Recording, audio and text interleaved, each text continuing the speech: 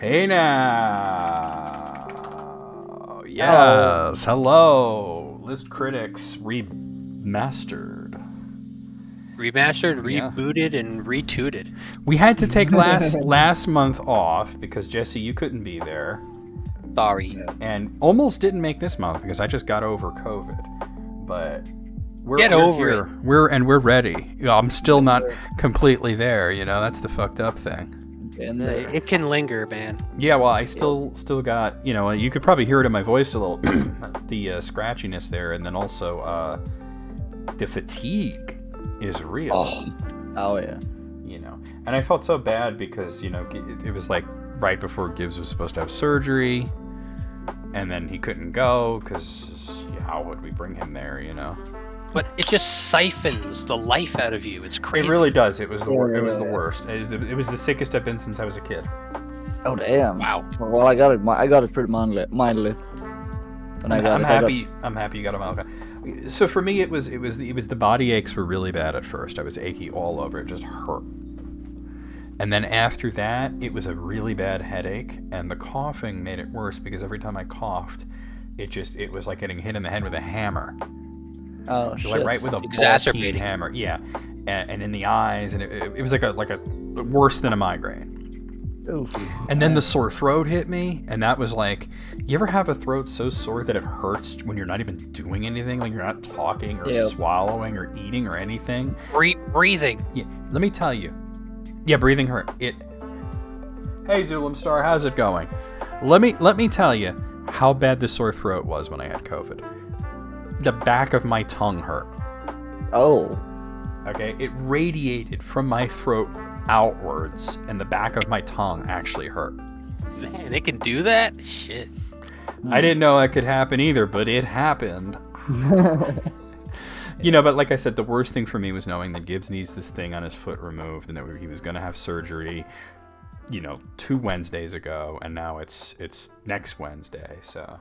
Yeah. Well, at least it's getting... It's like almost a month now that, of a delay because of COVID and everything. So, you know what I haven't done? Posted that I'm live anywhere. Let me do that real quick. Hey, Alice. Greetings. And salutations. We're no longer bellowing into the void.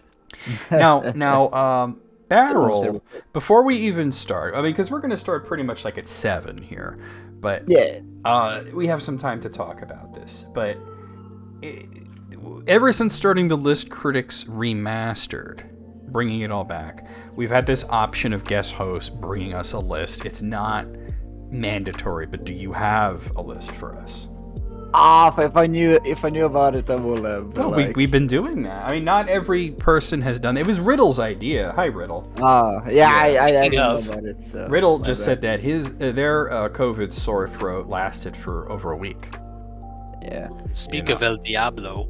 Yeah, for me, even the COVID, like pretty much everything COVID related, got over it in like 2-3 weeks. I mean, that's wonderful. Now, let me ask you the question: how vaccinated are you? Twice. Twice? Okay. Yeah. See, me, same thing, twice. My mother, 3 times. Oh. And she had it about as long as I did, but she also had that medicine too. That I forget what it's called, but it's like this new drug that you could take.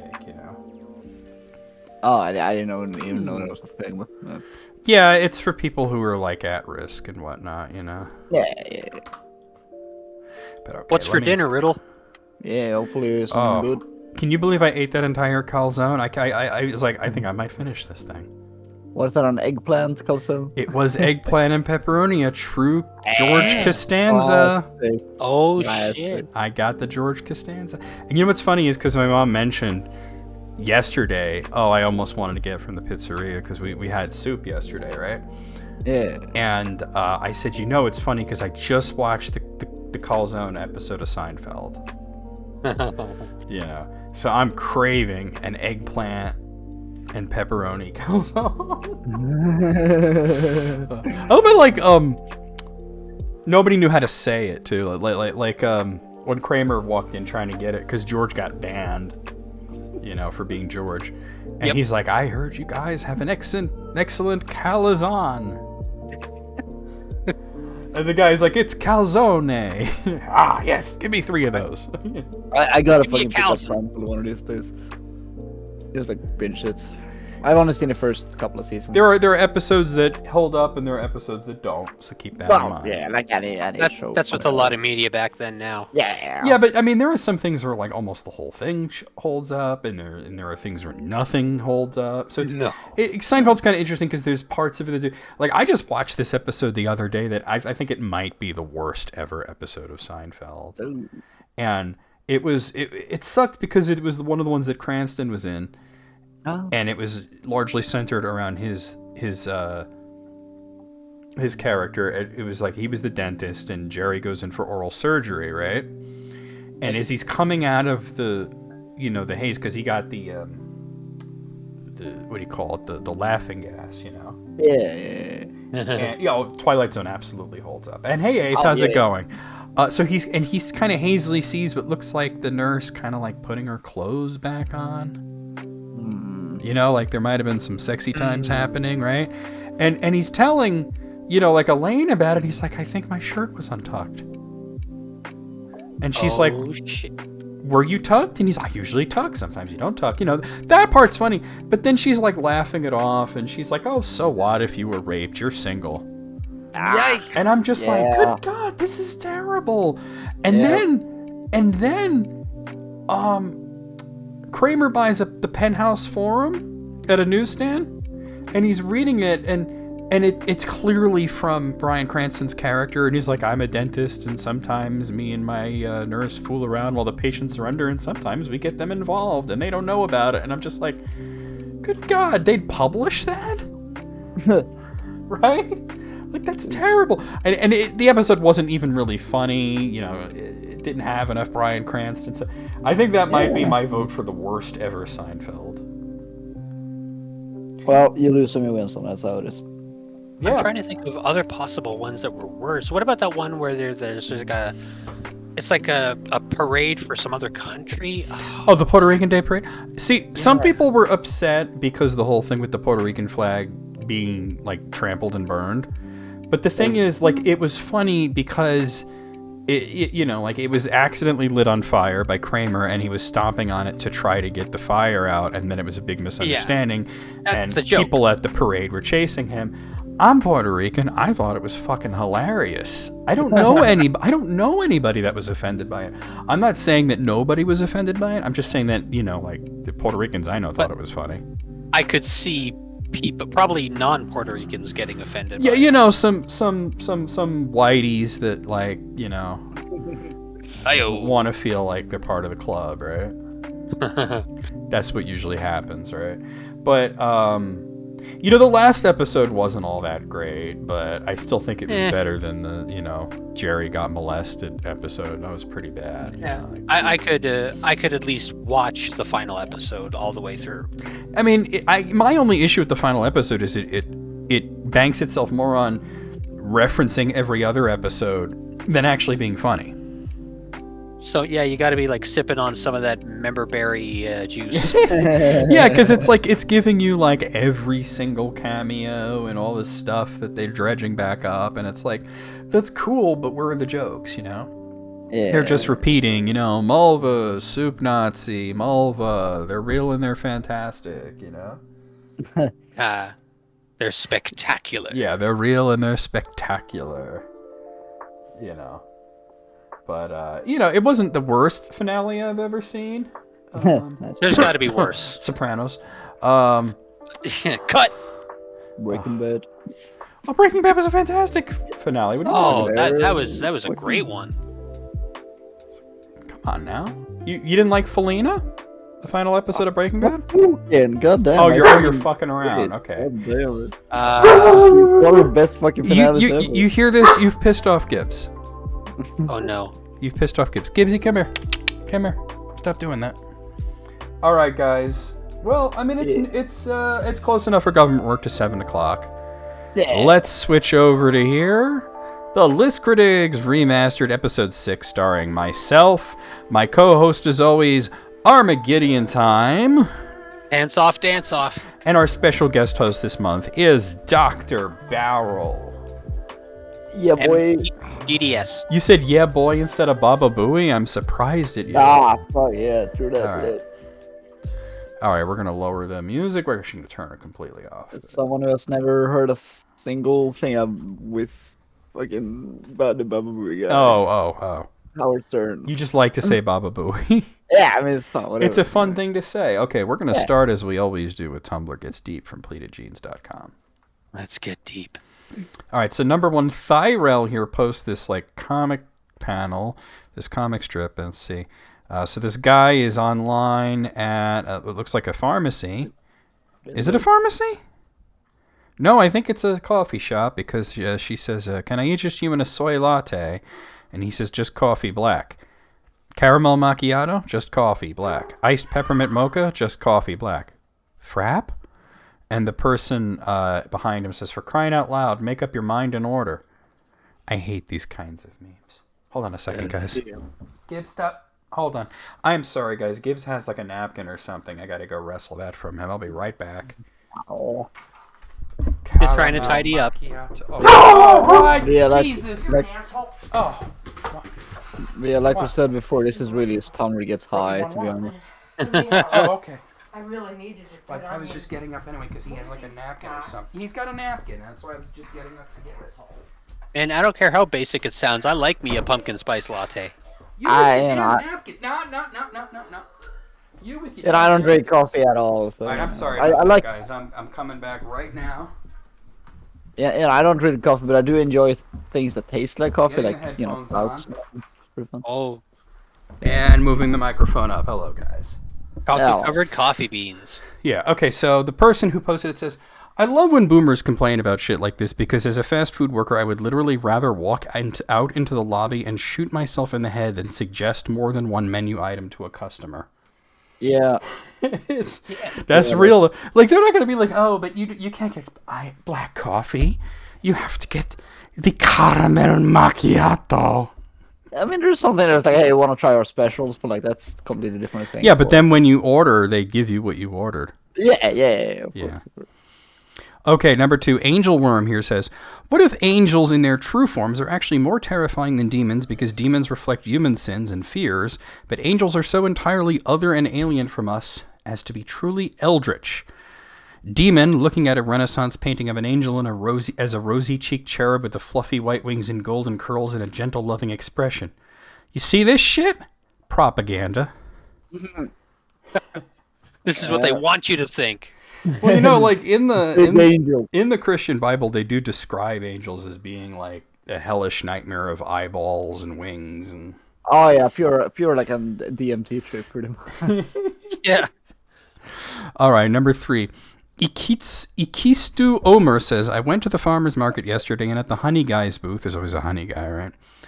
And there were all these bees just hanging out, checking out the beeswax tabs, floating around the honey jars, not being aggressive, just really gentle and investigating or something. And as he was giving me a sample of the wildflower honey, one of them landed on his hand, and he just took a drop from the jar and dabbed it on his hand for the bee. And when I asked if they were his bees, he says, no, but they show up every time I come out. I think they just know my truck. And this guy is well known among the local bees and lets them sit on his hand and eat his honey, and I really just like the bee guy." And then Field Bears says, "What more of an endorsement could you hope for? I mean, this guy, think about it. The guy is endorsed by bees." Yeah. That's a pretty good endorsement right there. And then You got 10,000 friends. Yeah. And then Elphaba for president of Gallifrey? Yeah. Says, yeah, why not, right? You just met a fucking forest nymph. Yeah, it's probably fun too. Are these your bees? Nah, these are just bees that follow me. Does every town have a bee guy? Every farmer's market certainly does. Yeah. Now, I'm lucky that I can actually get local honey at the supermarket here, but Oh man. I mean, every market should have like a shampoo hornets guy. the shampoo. No, they were wasps, right? Okay, guys, these are not bees. These are wasps. This is not honey. This is shampoo. The fuck? This dumb bug's made the wrong stuff. Yeah, these aren't bees. They're wasps. And then they're like, "What? Wasps don't make honey." Yeah, they make shampoo. You want to buy our shampoo? No, I only use artisanal lavender shampoo from booth 12. You know what's the saddest part of that episode is that, like, at the end, Beavis is just like, well, we got this shampoo. I guess I'm going to wash my hair. And then he couldn't even do that because they had swapped boxes with Van Driesen and it was full of squash. Yeah. All right. Oh, I'm missing on some good stuff. I've been showing the new episodes on my Discord. If you ever want to catch up, I have the new movie and all the new episodes so far. Oh, if man. you want to watch with me, I mean, the movie especially was Beavis and Butthead Do the Universe, and I am not saying this lightly. Might be the funniest movie I've ever seen. That's great. That's awfully big. I mean, I watched it twice so far. You know, both times on Discord with friends, and both times I couldn't breathe. I was laughing so hard. I watched it 1.5 times, and it is hilarious. Yeah, it's so funny. Like, even EB, who had never seen Beavis and Butthead ever, watched Beavis and Butthead do America with us, laughed at all the appropriate points that you would laugh at, said that Beavis and Butthead Do the Universe is the funniest movie they've ever seen. Wow. I don't agree there, but it is like in the top 10 probably. Yeah. I mean, have you seen the friggin' Rotten Tomato score? It's got a 96. Oh, good Lord. Yeah, no wonder it got a show. It's a great comedy. All right, here we go. I am not Sebastian Stan dash archive dash DEA says does Sebastian Stan work for the DEA? Yeah, now he does. Deactivated. I was at the doctor's office today, and there was a guy sitting behind me with his baby, and the baby starts crying in its pram. This person must be British. And the guy just stands up, faces the kid, and says, "Come on now, don't cry. You're better than that." That sounds like something I would say. Also, someone else asked him how old his baby was, and he said, without even a moment's hesitation, he's 36. He's just got a height problem. And damn, he comes equipped with jokes. Yeah, he's got the dad jokes for days. And I've only just come to terms with the fact that I'll never say something that funny in my life. And then the real Ray West says, it's high-key sounds like you stumbled in halfway through a comedy about a dude whose friend got magicked into a baby. What am I going to do with him? Oh, boy. It's like a Bill Murray movie like that. Points. 3 men and a man, baby. Or just call it Man Baby. Yeah. Yeah, just Man Baby. Starring Rob Schneider is a baby. Or the Wayans brothers. Actually, let's not give Rob Schneider any work, right? Hey, Lissa, how's it going? That emote didn't work, but how are you doing? All right, so number 5, Irony Chan says, today I learned astronaut Jack Schmidt discovered he was allergic to moon dust, which is a thing millions of other people have probably gone their whole lives without knowing. Oh. Imagine being one of only 12 guys ever to have the honor of walking on the moon, and then when you get there, you're allergic to it. What are the odds? Yeah. And then Sankt Ferrum says, the NASA scientist, you're back early. Jack Schmidt, moon's an allergen. What? Loading an EpiPen and climbing back into the shuttle. Moon's an allergen. Then Kesson Fyron says, if 1 in 12 humans who have been on the moon was allergic to moon dust, that's either a 1 in a million chance or a very common allergy. And then Holt Traveler says, the fact that it's such a statistically useless sample is definitely driving a handful of very specialized scientists absolutely crazy. All right. I went through a lot of weird shit reading that because for whatever reason, the screenshot of the Tumblr post is really low res, and I'm looking at it and it's mad blurry, and I'm like thinking, I got to clean my glasses. Then I scroll down and I see the next one's not blurry. It was just a blurry screenshot. Oh. Very annoying.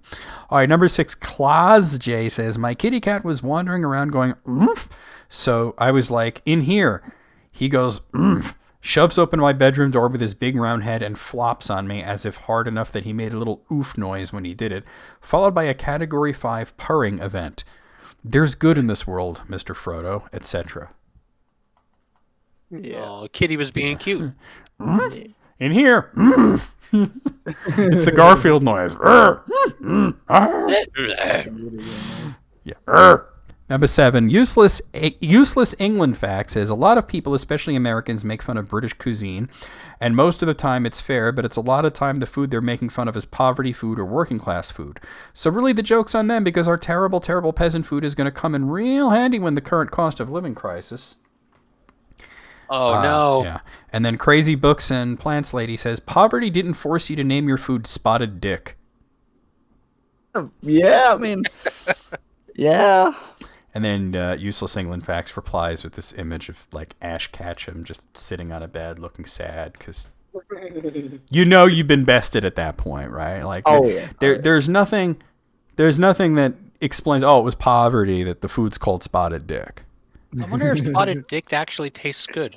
I don't know. Never had it. It's cake, isn't it? Yeah, some kind, but hey, there could be bad cake. I mean, it could be nasty. It might have raisins in it or something. I don't know what's going on. Hey, I love raisins. Raisins are good, in a cake? Why not? I don't know. Well, I hate raisins, so you know. Well, shit. All right, wrong. I'm correct. You were the one who was wrong, Mr. Bananas on Pizza. All right, number 8. Big Boss Can Go to Hell. Mood. Says, years ago I watched this porn. They put a slash in the word porn for some reason. Oh, probably because Tumblr. And the girl was screaming, oh God, and the dude was like, there are no gods here. And to this day it haunts me. What the fuck was he talking about? Wow, and then Emily says, dirty talk. Where's your God now? It's atheist porn. Alice has said that the Spotted Dick does in fact contain raisins. Yes, all right. I might be on board. Give me the dick. Spotted dick. I mean, give me the dick in general. Yeah. Yeah, I mean, yeah, barrel. all dick goes to barrel. All right. Number 9, I need you to understand, there's no name on this one. I need you to understand that I just saw a tweet with 160,000 likes basically saying it doesn't make sense that Game of Thrones / Dance of Dragons writers include and write about misogyny for historical accuracy when it's literally all made up. And half the comments are basically arguing that if you write about misogyny in a fantasy setting, then you enjoy misogyny. There's no reason for misogyny to exist in a fantasy world. We are unironically this close to Twitter discourse about how fantasy and sci-fi writers who include misogyny and racism in their story are racist and misogynist because they can imagine literally any world and choose to imagine one where racism and misogyny exist. Hashtag media literacy is dead. Hashtag Tumblr killed it and Twitter is violating its corpse. And hashtag this is what fandom did to media literacy, guys. I'm starting to get a headache. I'm a little confused. I can't tell if this person is pro or con. I'm just con the whole concept. Can we just throw it out? Or we can just not watch Game of Thrones. Yeah.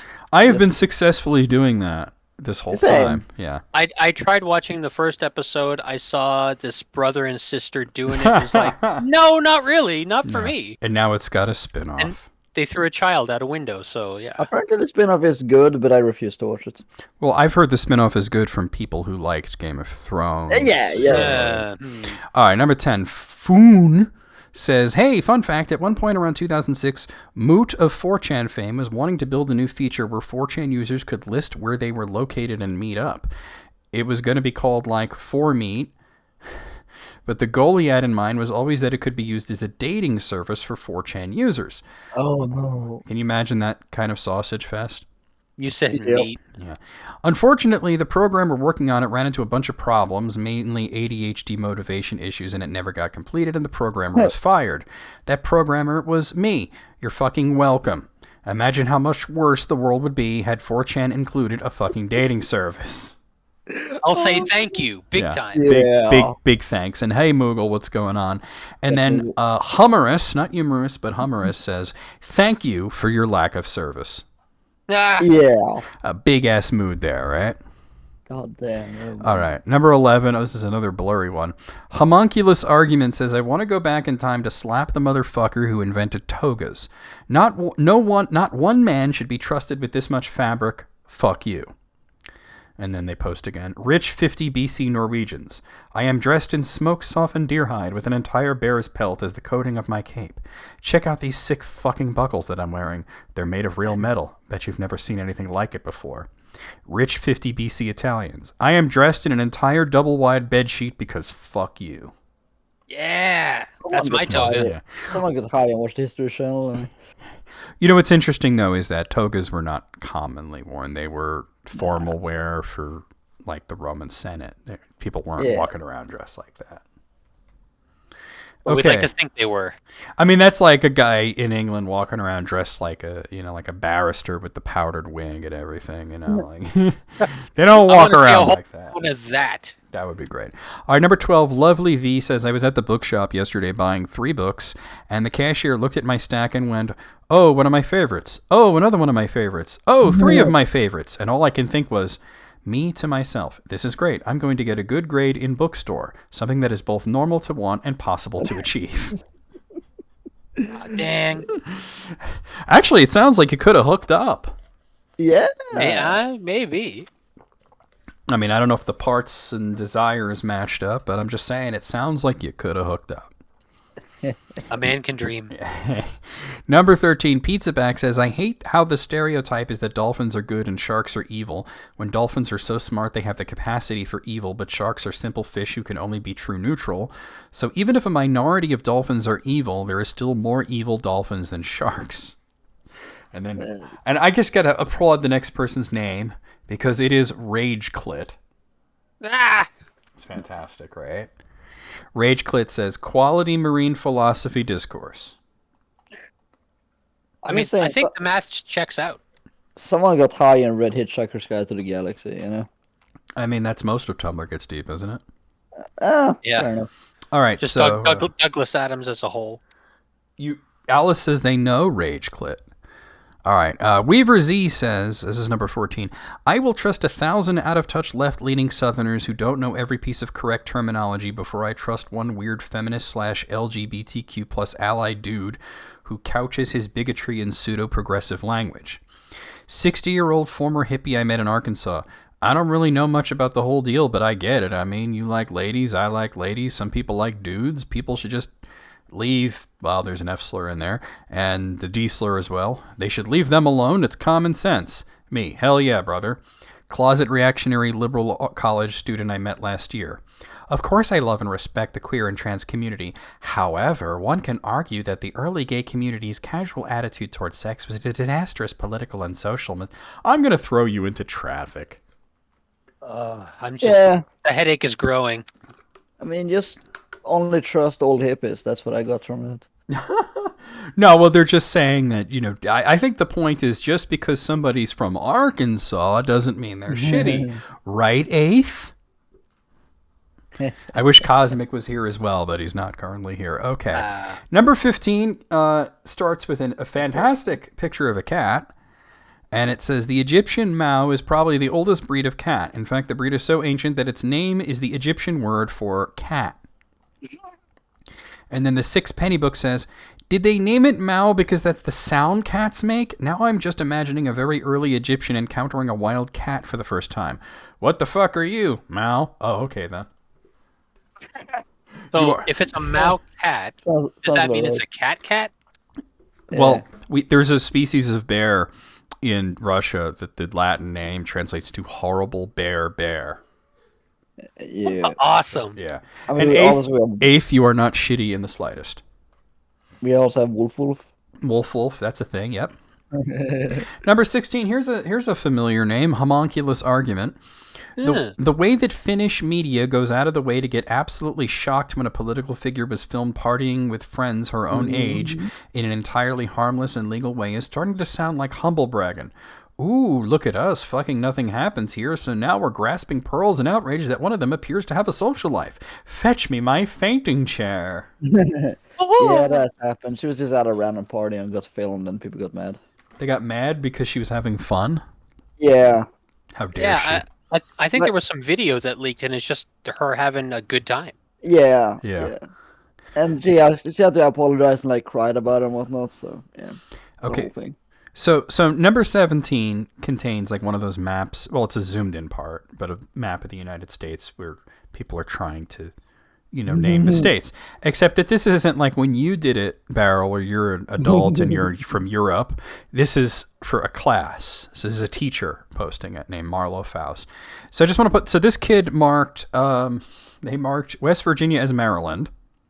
Yeah. They marked Virginia as Delaware. They marked Tennessee as. Oh, I'm sorry. They marked South. I got it. They marked North Carolina as South Virginia. Ah. And the teacher wrote, "That's not even a state. There was a list, and that's your state." And then they marked South Carolina as Virginia. Keep in mind that's south of South Virginia. And the teacher wrote that, and how is Virginia south of South Virginia? They got Georgia and Florida right, but I'm thinking overall they probably failed this test. Marlo Faust posted this and says, "Hi, welcome to teaching." I mean, I can relate. Yeah, but you're European. You're not expected to know the 50 states. Right. Alice is now Virginia. Yeah, Alice, you are Virginia now. All right, number 18, a large orange cat posts, it says, "Got a question about the Sandman for Neil Gaiman." Oh, this is where Neil Gaiman did the Ask Me Anything About Sandman on Tumblr. Oh. And a large orange cat says, "Tumblr advertising you can ask Neil Gaiman questions about his works. Like that isn't something you can do literally any day of the week on here." And then Neil Gaiman replies, "Don't just tell everyone." Yeah, he's big on Tumblr. And then he'll be inundated, you know. And I mean, if y'all haven't watched Sandman, fucking do it. I'm not all the way through it, but I'm most of the way through it, and it is fabulous. Fantastic. Cool. It is. I'll stream it one day. They've been killing it with TV shows on these premium services based on comic books. Like Watchmen was fantastic. Well, I mean that was more of a sequel to Watchmen, but still fantastic show. Yeah. And Sandman nailed it. They nailed it. I gotta read Sandman now, but yeah. I've never done it. And I echo what Neil Gaiman says about all the people complaining about the cast. You know, oh no, this person's the wrong gender/color, and he's like, "Look, I've been fighting bad versions of Sandman for 30 years. Fuck you, you don't get to complain." Hello, Eddie, what's going on? All right, Who cares what gender or color they are, as long as they're cool. Well, so me and Mom were watching it when we got to the episode with Death, and I said, "This is the girl that people were complaining about." And we watched the episode, and my mother goes, "How dare they?" Has your mother read it? Or? No, never, but she loved the character. Yeah, the character. And I was like, yeah, the actress like fucking nailed it. Mm-hmm. Cool. All right, number 19. Here's homunculus argument again. Yes. Whenever I saw something very well executed but spectacularly stupid, like a shitpost meme drawing, an animation with the dumbest plot fathomable, an impressively well-written piece of fan fiction where two minor characters try to fix a blender and end up building a car, or a really catchy song dedicated to getting one's dick stuck in a toaster, I used to wonder who has this kind of time on their hands, before I realized that the idiotic things made by someone with enough drive, skill, and talent to go pro if they wanted to probably already is a professional. If they could be doing far more serious but equally demanding works for a living, they probably do. The question isn't who has this much free time to make something like this, but why the hell were they procrastinating? Well, we always start with Tumblr Gets Deep, so it's not a submitted list. It's like a recurring feature on this website. Tumblr Gets High. Yeah, I haven't gotten to the channel yet. Number 20, Skitiana says, "My one fear is if a vampire drank my blood and made a face and then tried to politely cover it up for my sakes, like, 'No, your blood is fine, I swear, yum,' I think I'd literally kill myself in front of them." That's a bit extreme. I'd actually be proud to have bad blood. Then I could hang around vampires willy-nilly. The vampire is in the process of killing you anyway, so yeah. All right, number 21, Dream Lord Morpheus, we were just talking about Sandman, says, "I love how in Florida, cannibalism is for the most part only hinted at, like, ooh, they have such terrible table manners." Maybe FL is in Florida. No, I don't think so. It just says FL, but I don't think... Florida's a weird place, but I don't think that they're that casual about cannibalism. Would you be that shocked if you saw a Florida man becomes cannibal? I wouldn't be shocked at all, but... All right, so we don't know that this is... It's something FL. Okay. If you know what I mean, and the player character, this must be a video game, has to put in a good bit of effort to even interact with cannibals, much less eat human flesh. And then in Sunless Sea, it's like, whoops, I'm out of supplies. Better eat my crew, haha. What game is this? Yeah, it's apparently. It's It's not. It's Fallen London, according to the next poster. Oh, sorry. And Riddle says, I bet the clowns taste funny. Arkham Architecture says, listen, I don't know anything about Fallen London, but you abbreviating it to FL made me think this was something happening in Florida. And as someone who lives in Florida, I was prepared to believe it. Yeah. Yep. I think we made the same statement. Yeah, if Gray was here, because Gray does live in Florida, he would be like, yep, that tracks. Oh, does it track Alice? Do you played Fallen London? But yeah, it's probably track. And Eighth brings up a good point that the whole, getting high in bath salts and eating people's faces thing did happen in Florida. So Fucked up. I forgot about that. Number 22, Tolkien Feel says, my favorite thing about hobbits is how no other race has any idea how they work, so they can just bullshit their way through literally anything. Bilbo turns invisible and the dwarves just go, yeah, sounds about right. Gandalf did say they were sneaky. And they don't guess about the ring. Frodo gets stabbed by a troll spear and survives unharmed, and Aragorn goes, oh, right, hobbits are supposed to be resilient. That checks out. Very impressive. And nobody thinks to ask if he got perhaps some kind of armor. I need to know what the line is. How weird does a hobbit need to get before they get called out? I'd also like to point out the possibility that hobbits, who pride themselves in being so normal, might actually be the closest thing Middle-earth has to fairies. Most people of most races are likely to never meet one, and if they do, they won't understand how they work, except that they seem to have vague powers that only show up randomly as needed. Like, yeah, Galadriel is scary, but the world at large knows 5 hobbits, and they all seem capable to handle dragons, wraiths, wizards, and the armies of Mordor and Isengard and live to tell the tale. Can anything kill a hobbit? Unclear. Hobbits do seem resilient. Oh, wait, I just did it. Number 23, David Lieberman says, really excited to go up the mountain with my dad to sacrifice a lamb. And then another post. Looks like he forgot to bring the sacrifice, but I'm just happy to take a walk with him. How charming. Yeah. It's the Binding of Isaac. Oh, yeah. Yes, the real Binding of Isaac. Yeah. Well, quote unquote real, I guess. Number 24. You know what I mean? Evil Buildings blog posts a picture of this dystopian-ass looking building at the inside of it. It says, I'm currently working construction a new Amazon fulfillment center. That explains why it's dystopian. 650,000 square feet. This is the 4th or 5th floor. That is fog in the background. Jeez. Keep in mind that's indoors. Argumate says, that is the souls of warehouse workers departed. And Catgirl Kaiju says, Jeff Bezos boss fight arena. I will fight Jeff Bezos. Yeah.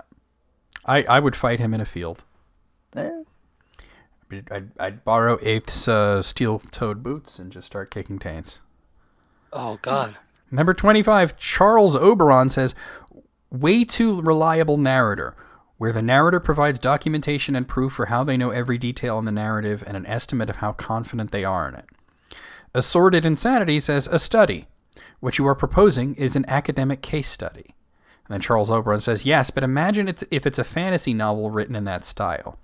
The scholarly consensus is that Serena Redhair stabbed the Lich in the 3rd and 4th ribs, cracking them. However, a fringe theory suggests that Serena stabbed only the 4th rib, and that the damage to the 3rd rib happened post-remortem.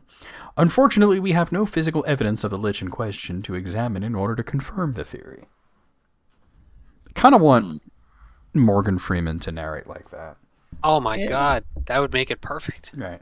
Well, that was the last one. Out of 25, I'm going to rank this. I'm going to say 19. What say you find, peoples? I say an even 20. It made me satisfied. Like 22. 22? All right. Like It's all good. I have one more from Pleatogens that I want to go on before we start some of the submitted lists here. And this is 30 hilariously honest tweets from parents about back to school season, because that's what the season is right now. Oh, the most wonderful time of the year. Like that commercial, right? Oh boy, oh boy. 18 points. Alice ranks at 18.35. All right, number 1, the dad says, the preschool just said that my kid had to be potty trained before school started. They did not say I had to get my toddler to stop calling the toilet seat the butthole. I mean, it's accurate. Yeah. It's the butthole. It is a butthole. Yeah. Can you imagine this kid like about 4 or 5 years? Fetch me the butthole. I gotta make some duty. The hole for the butt. Fill me up, Chandler. I want it all. Gosh, you're big. You're so big. I showed my brother that, and he had never seen Better Call Saul. And oh my god, enjoyed it. It's a great clip out of context. Oh yeah. All right, number 2, Marissa here says, me, yay, back to school clothes shopping is done. 5 a week before school starts. Growth spurt. No. Yeah, that's how it'd be. That's how it goes. Number 3, Katie Ditton says, me, how was your first day? 12 in tears. Why didn't you tell me middle school doesn't have a playground? Aww. Oh dear. Oh my. Number 4, Vinod Chirapru says, parents, it's the first day of school. The forms you submitted need to be filed, printed, and resubmitted. 2 copies, one in blue, other in black ink on a papyrus, and the confirmation tattooed on your inner left thigh. After-CAV programs that you signed up for have been canceled. Who has papyrus? Who doesn't? Probably Alice. I am the great papyrus. No. I make spaghetti. All right, number 5. Parna RC says, got back to school supplies a week ago, but the kids found the box, so now they're all over my house supplies. You know, I once went on Pokemon Showdown as like Papyrus the skeleton, and I was like screaming at people in all caps, you know, and like they'd hit me, and I'd be like, "That was a fantastic move, human." People they really appreciated it. They did like it. That's fun. All right. Number 6, Spaced Mom says, a new school year, fresh books, new clothes, and an updated assortment of why I didn't eat my lunch today excuses. Oh boy. That would suck. Yeah. Number 7, Jesse here says, it's the night before the first day of school when all through the house not a creature was stirring. School email. One more thing. This is just a series of It's a series of what? No, yeah. Number 8, Robert Knopp here says, my kids are at school and my wife is on a business trip, so I'm all alone at home for the first time in 1.5 years. I should be excited, but instead I'm mostly just worried about locking myself out of the house. Jesse, we have to go back to school shopping. All right. Hold on, let me get my stuff. Number 9, Rodney LaCroix says, here's a little song I wrote about getting kids up for school. It's called Wake Up, Wake Up. I said, wake up. You should have been up 20 minutes ago. Why aren't you dressed yet? Oh, my God, you missed the bus. Now I have to drive you to school. And a 1 and a 2. All right, number 10. How many times have I heard that in my life? Not that many, really. Yeah. Mary Ferry Boberry says, may your kids find both shoes, the drop-off lines be short, and your coffee stay hot. Back to school prayer. Oh, if only. Number 11, Sarah says, school is back in session. Full sports have resumed. My kids are both signed up for extracurricular activities. Things are going well. Until I realize that I have to get them to multiple places at the exact same time. Oh. It do be like that. Well, one has to walk in the other one, and then you switch out the... It's not an option for people sometimes. Not everybody lives in a urban center. Well, got to go all the way across town for ballet, and then all the way over to the field for soccer. Yeah. Number 12, Henpecked Hal says, me, how was school? Kindergartner, a 45-minute monologue on lunch. That's about accurate. Hell yeah. When my sister was little, my parents learned very quickly not to ask her how was school. They'd ask me how was school. I'd be like, good or sucky or whatever. Usually I'd just say good, so there would be no follow-up questions. Yep. Same. Right? And then they'd ask my sister, how was school? And she would give this detailed report of every single thing that happened to her. From getting off the bus until getting home. And once she launched into it, there was no stopping her. Like, what'd you do in school today? Well, I put my coat away, and then I walked over to my desk, and I sat down, and they're like, all right, we don't care. Cliff notes, please. Yeah. Number 13, Simon Holland says, absolutely no one. Elementary schools. Tomorrow is camping day. Wear your favorite adventure gear. Yeah. It does seem to be a more common thing these days. Yeah. Number 14. Yeah, well, they have like these weird theme days in schools. Aparna RC says, filling out school forms, and I expect to finish by the time spring break rolls around. Yeah. A lot of forms. Yeah, exactly. Like 8th is just basically saying what I was saying, is that sometimes shit's far away. There's no walking anywhere. Number 15, three-time daddy says, who wants to play the how long will it take for my kid to lose an item of their brand new school uniform? My go first. 3 days. Womp womp. Number 16, Emil here says, I thought I'd be a sobbing mess after dropping off, but turns out 18 months of hell, I'm completely numb to emotion.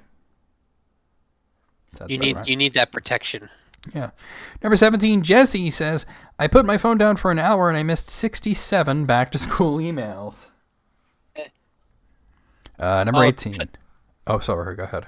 I was going to say, thank God I didn't grow up in that time. Oh, with the emails and everything? Yeah. Handpacked Hal here says, me, how was the first day of school? Best day ever. Really? What'd you do? Nothing really. Just kind of sat there. Did you make any friends? Yeah, best friend. What's his name? I don't know. Kindergarten is a trip, y'all. That's accurate, though, yeah. That is very accurate, yeah. Number 19, Mommy Cusses says, behind every first day of school photo is a mom pre-planning all the hot, nasty nothingness she's going to do for 6 hours. What a way to put it. Yeah, hot, nasty nothingness. Number 20, Dad and Buried says, dropping kid off at first day of kindergarten. 5-year-old, I'm going to miss you. Me, already in the car. What? What? Huh? Number 21, Jessie, again, says, my teen left her phone at home when she went to school, so unfortunately she can't text me if she needs anything. Fortunately, she also can't text me if she needs anything. Yep. Number 22, That Mom, though, says, me, how was your day? 5. My day was horrible. I wanted to stay home, but you made me go to school, so I went. But then I went to the library and got a book and made a bookmark. It was great. Oh. Oh, that's all it takes. Everything turned out better than expected. Yeah. Wow, these same two people keep showing up because the next one's Henpecked Hal again. I seriously thought I'd pull up, give my son a kiss, and drive off on the first day of kindergarten. Instead, we parked 4 blocks away from the school, waited in line for over an hour, and finished all of his snacks before we even made it into the building. This is madness. Bro, is that a thing? What? It absolutely is. The first day of school is chaotic. And number 24, here's Jesse again saying, me, what did you do today? 9-year-old after doing 8 hours of school. Nothing. What did you do? Me after 8 hours of doing nothing. Everything. So many things. All the things. Ain't that the truth? Yeah. Oh, I'm never going to have kids. Number 25, Mom Transparenting says, my favorite part of kids going back to school are the weeks before, during, and after when I send them all to bed when the sun is still shining because we have to get back on a school schedule. Oh, nice. I remember that. Yeah, it did. Number 26, Jessica Valenti says, while other parents are buying pencils and notebooks for back to school season, I'm gathering intel on the class mean girls in case my daughter needs to emotionally destroy them. Again, building that defense. Nice. Number 27, Mina Harris says, it's my very first back-to-school night as a parent, which means I can bring wine, right? Sure. I think that's in the Constitution. Any excuse. Yeah. Number 28, this asshole says, dropped off my daughter for her first day of school today. I was worried she would cry and make all of us miserable. This girl walks into the school, doesn't look back to say goodbye. What the hell? No emotions whatsoever. Walked in like a cyborg and didn't look back. Cool. No yawa. It's cool. I think this person might be EFL, English as a fifth language. Number 29 is Jesse again. Inflation is crazy. 180 school flyer is now 100 school emails. It's because they have the option of getting a hold of you at any time. You know, like back in the 80s and 90s, I'm sure they wanted to do that. They just didn't have the technology. Oh, yeah. They didn't So have just the everything in technology one to be place. that annoying. He just Right? set up smoke signals, something, you know. Yeah. Well, they would usually just send a letter or some shit, right? Number 30, this is the final one. Rodney Lacroix again says, "Here's a little song I wrote about the kids going back to school. It's called Oh Thank God, and a 1 and a 2." Oh, yeah. All right. Well, out of 30, I'm going to knock off a few points for being a little repetitive with the same 3 Twitter accounts, which, makes me think, how many kids do these 3 people even have? So out of 30, 21? I was thinking 22. Like, there were some repeat people and some repeat jokes, like that and a 1 and a 2 sort of thing. That was the same guy, though.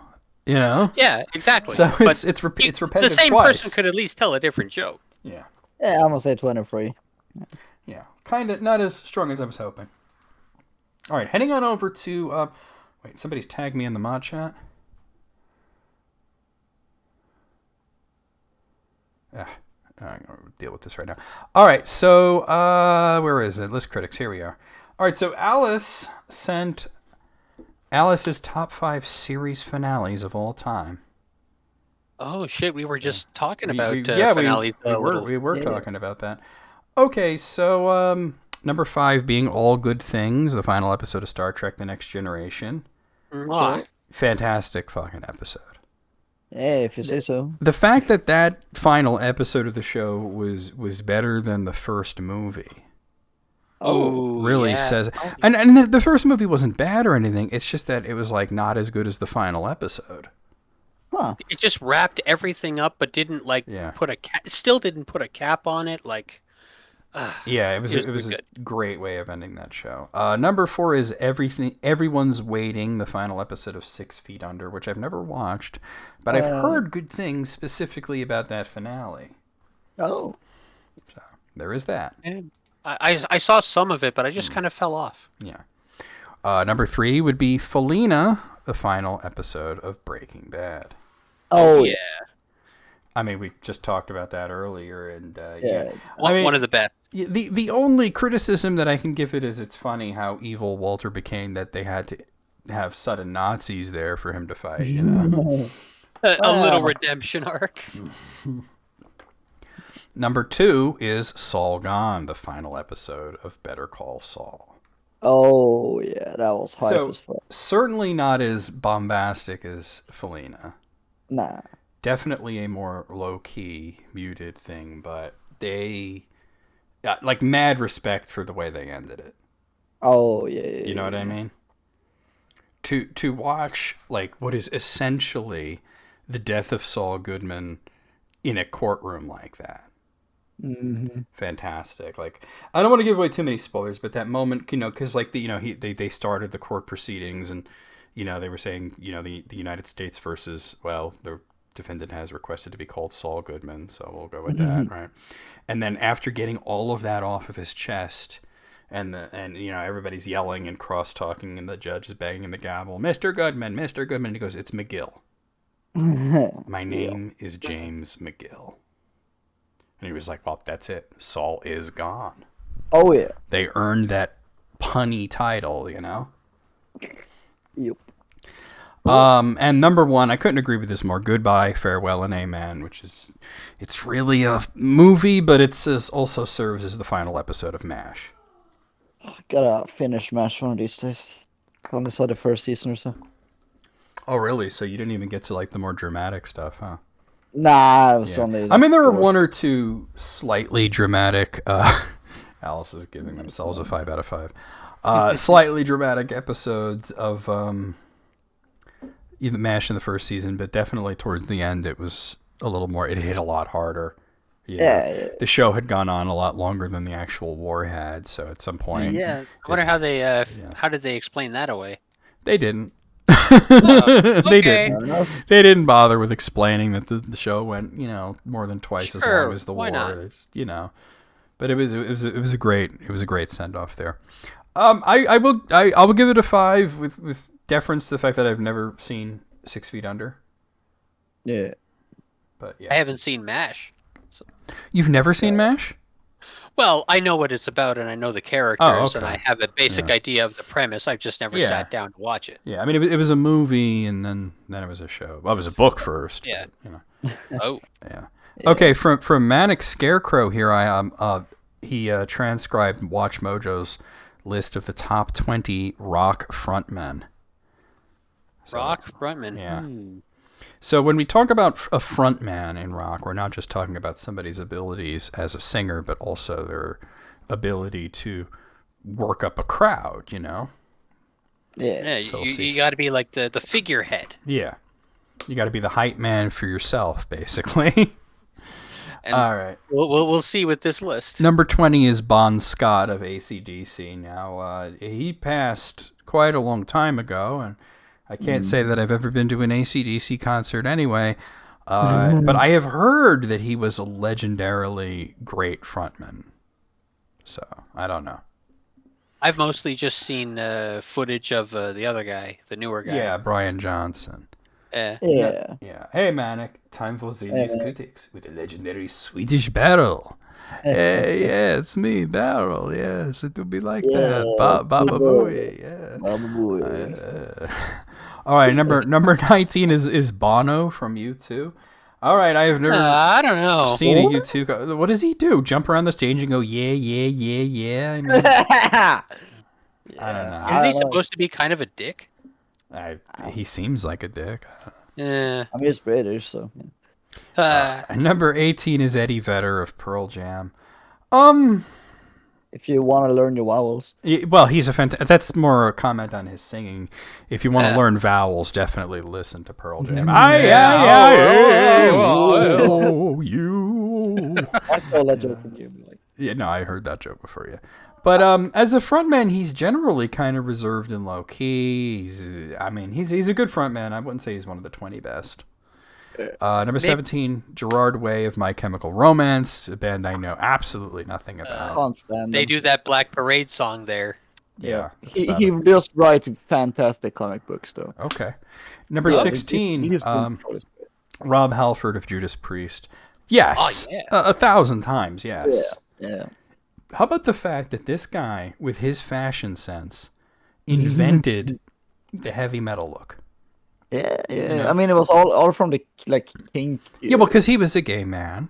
Yeah. And he walked into these fetish stores and bought all the leather studded stuff, and because that's what he was into. And then everybody started copying him, having no idea that it was a sex thing. But it looked badass. Just because it looked badass. Yeah. It was Judas Priest, you know. Number 15 is Chester Bennington of Linkin Park. Oh, man, I don't know much about their live presence. I really don't. Yeah, no, I don't really I'd like to think just from the way he sings that he would just put the energy in there, right? Well, he was a man of many different voices too, because he would always sound different from album to album, sometimes from song to song too. So I couldn't judge that. I've never seen a live performance. Number 14 is the guy that probably should be in the top 5 but isn't, which is Bruce Dickinson of Iron Maiden. Oh yeah, I've seen him live and been to an Iron Maiden show, and this guy, for a man in his 60s, does not fucking stop moving. Oh no, yeah. Dang, I saw him a couple years ago. Jumping all over the place, and he's got these props, and he's reenacting things, and he's singing, and he's going, "Scream for me!" He's doing everything. It's fucking great. It's one of my best concerts, I think, for a big band at least. Okay, Eighth. Okay. I'd love to see them live. I did. You still can. They're still touring. Yeah. Number 13 is Chris Cornell of Soundgarden and also Audioslave. Audioslave. I kind of put him in the same, strata as Eddie Vedder, where he's not a very animated guy, Yeah. So pretty much just where does he get sings. The presence? His voice. His voice, absolutely. And he does tell good stories and stuff. He doesn't know how to work the crowd. It's just he's more of a low-key sort of front man. Number 12, this guy should be in the top 5 as well, is David Lee Roth of Van Halen. Yeah. That guy looked like he was on something all the time. well, he was. I mean, I've seen David Lee Roth front them. I've seen Sammy Hagar front them, and they're both good. But David Lee Roth works the crowd better. You know? Yeah. The guy knows how to make sure that everybody's having a fantastic time. Number 11 is Dave Grohl of the Foo Fighters. My experience of seeing him is that he is very funny. Oh, he just seems really nice. Yeah, too. he's a nice guy. He's very funny. I remember seeing this thing where he had this guy, and he's like, we have this fucking guy who plays the triangle for this one song, and we just wanted to show you that we have this guy. He was on the album. We had to bring him on tour to play the triangle, and then somebody in the audience started this, and the whole audience starts chanting solo, solo, so, and he's like, really? Triangle solo? Really? Okay. Cool. And he takes like a big swig of beer, and he's like, all right, go ahead, let it rip. Yeah, the guy comes why out, not? it does a triangle It's solo. their show. Why not? He's like, really? That's what you want? Okay. All right, number 10, Jim Morrison of The Doors. Oh, for a gigantic troll, yeah, I guess. I don't know much about them. So This guy would come out and like, I mean, I heard this story about Jim Morrison. He would come out and they would like play at like a college or something, right? And there'd be all these guys, you know, like he'd come out and not even sing the song properly. He'd be doing like this voice, like, come on, baby, light my fire, you know, like that. And What the fuck? yeah, he'd be singing like in a high pitched voice, and there'd be all these like angry jokes, like I'm captain of the football team, and I'm gonna kick your ass, you know. And that would just, you know, fuel him on even more, and he'd be Come like, and get it, sunshine. yeah, exactly. So yeah, it must have been a trip to see the Doors live. Number 9 is Kurt Cobain of Nirvana. I could definitely get behind that one. Yeah. Definitely. I mean, this is a guy who cut his hand and bled all over his guitar and fucking finished the song. Oh, you got to finish. Yeah. Yeah, tell that to Axl Rose. Oh. Oh, God. Okay. He'll be on here, maybe. No, definitely not. There's no way, right? There's no way. He's a fantastic singer, terrible frontman. He's a cool follow on Twitter, though, if you're into that thing. Oh, really? Number 8 is Iggy Pop of the Stooges. Now, Iggy Pop, first of all, where does this guy get off, like, performing? Like, he sucks, first off. You want to ask him where he gets off? Like, his whole singing is just mumbling. It's just... Not untrue. Oh, fuck no. Cock ass. That's Iggy Pop right there. And his whole stage presence is, I can barely stand, but I'm just managing to do so. Hey, some people find just that like, absolutely riveting. He's just swaying like, yeah, they're like pooling their bets on when he's gonna finally fall over and crack his teeth open, you know? Hey man, whatever draws in a crowd. Okay, Manic just said something great, is that Iggy Pop on a bad night vocally is Jim Morrison. No, Iggy Pop on a good night is Jim Morrison on a bad night. I wonder if that tracks. Maybe. I think it does. No, Iggy Pop sucks.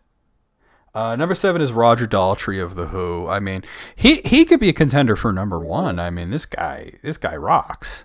And I've said it many times. The Who were not the first great band. They were not the first good band.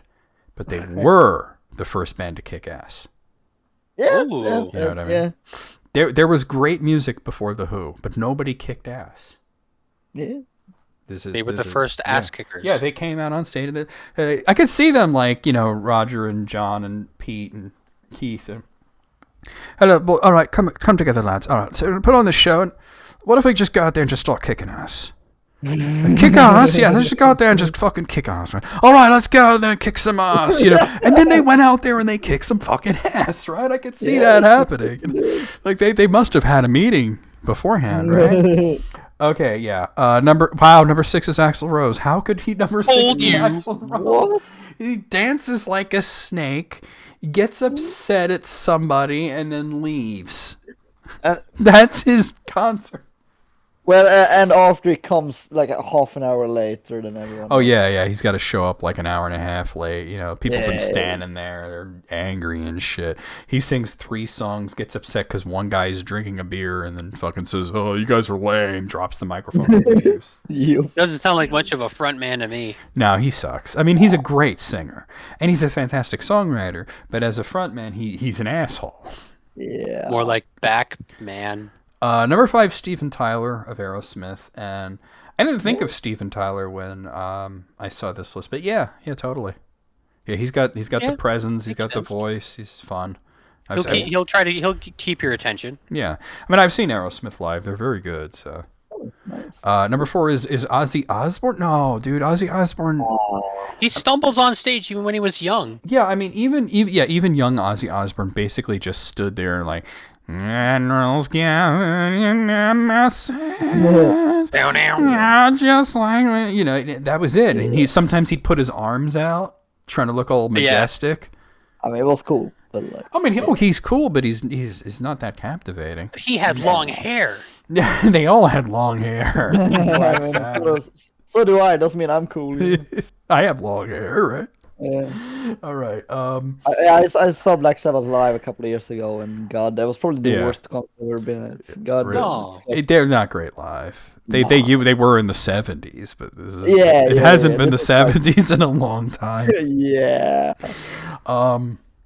Number 3 is Mick Jagger. I mean, Mick Jagger seems like he's actually trying to score in the middle of the concert. Now whether I mean sex or drugs is up to your interpretation. The answer is actually yes. Yeah. But yeah, because he comes out like with the open shirt and he's like, and he starts like jumping jack. First of all, I don't like the Rolling Stones, but I will admit that he has swagger. Yeah. So I'll give him that. He should not be number 3.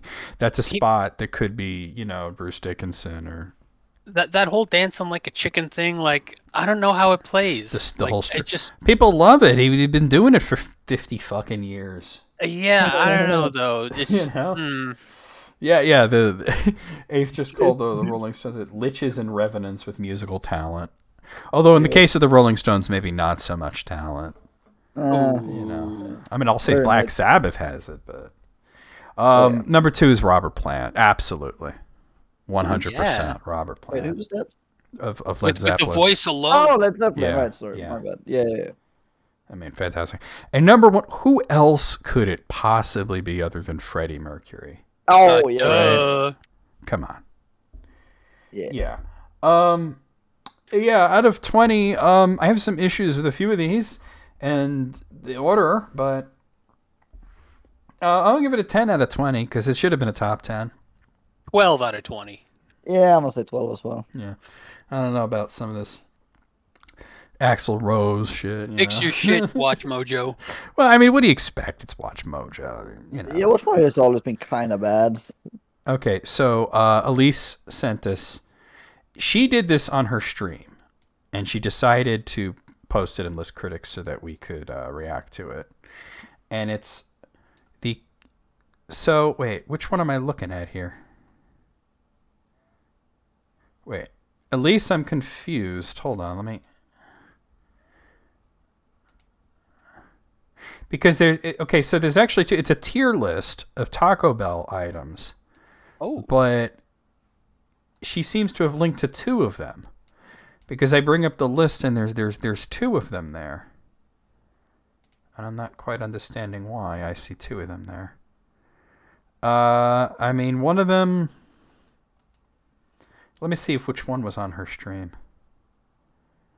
I don't know. I don't really remember. I'm not sure which one. All right, I'm just going to pick this one here because it's smaller. Pick one and go. Yeah, unfortunately... Now, I'm just going to have to show this because they're not labeled or anything, right? So I'm just going to have to put on the display capture and put this up here on the screen, and we can look at it and make our decisions based off of this. So the first thing that I want to just point out is that it's interesting that the most basic tacos all seem to be pretty low. Yeah. Like if you notice that, except for the Taco Supreme up here is a little. Well, I think that's the Doritos Locos Taco Supreme. But there's a few things to point out. The chalupa being up there makes a lot of sense. I think that's a beef and potato burrito, which is definitely S tier. These bowls do suck. My biggest complaint is that I think that this black bean burrito is definitely not no A tier right here. And these Cinnabon Delights should be in the D tier. Oh, they're so small. I can't tell. I also, This just sounds like gibberish to me because, Taco Bell isn't around here. You don't have Taco Bell? Oh. Nah, we don't. Wait, also, maybe like... how are the nachos C tier? Wait, hold on. Just plain chips with nacho cheese is considered A tier, but the actual nachos with like all the beef and beans and vegetables and stuff is C tier? Yeah, maybe simplicity wins? I don't know. Excuse me, baking soda? Not my list. I don't know. I put this list in the B tier. Yeah. B for bad. Yeah. The Crunchwrap is S tier, Maddox. It's like right up there, Actually, that's the Breakfast Crunchwrap, which I agree is S tier. Also, these cinnamon twists aren't that good either. Yeah, I don't know. This is all. I'm putting this in the B tier. Yeah, B for bad. Eventually, cinnamon twists taste like cinnamon cardboard. Eventually, as in a few seconds. Yeah. Okay, moving on up here. Alice has sent 10 great console features that were underutilized. Oh. Sure. This is a list from Game Rant. Okay, so let's see. So we have 10 console features that were just not used all that much, or maybe not used all that well. Number 10 being the Nintendo 64's expansion pack. 64 DD. Yeah. No, not that. It was the extra RAM. That red thing, yeah. Yeah, no, it would either you'd buy it because you wanted to play Rogue Squadron in a higher resolution, or it came with your Donkey Kong 64, because there were a few games that required it. Majora's Mask needed it. Perfect Dark would run without it, but you were locked out of most game modes. Oh. Yeah. Yeah. No, the only reason I had it was for Majora's Mask, and that's all I needed. It was not originally for Donkey Kong 64. Donkey Kong was just the first game that required it. There were games before that used it, but it wasn't there something where it didn't actually require it? They just kind of forced it to need it to run. No, there were some games that just they were clearly beyond the scope of what the N64 could do. No, I meant like Donkey Kong 64. Doesn't it technically not need it, but they forced it to need it? Well, it would have run really slow. I mean, I don't know. I never heard anything like that. I watched a YouTube video once. Nah. Number 9 is the PlayStation 2's online feature. I just think at that time we weren't ready for like the full like online play thing, because people's connections weren't that great, Yeah, I never used it at all. Yeah. Number 6 is the Sega Dreamcast's VMU. So the memory packs for the Dreamcast were like these little... It looked like a little Game Boy.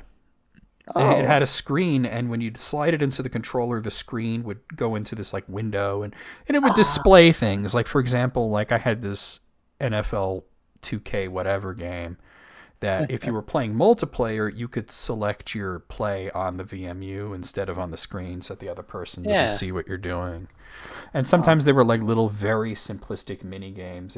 It was about as graphic fidelity. It was about as good as like a Tamagotchi, but it was kind of interesting. I think it was kind of like a little Tamagotchi. Yeah, basically. Yeah, Sonic Adventure that Shao Garden, I think, used to. Yes, yeah. and that Sonic was an actual virtual pet, basically. Yeah.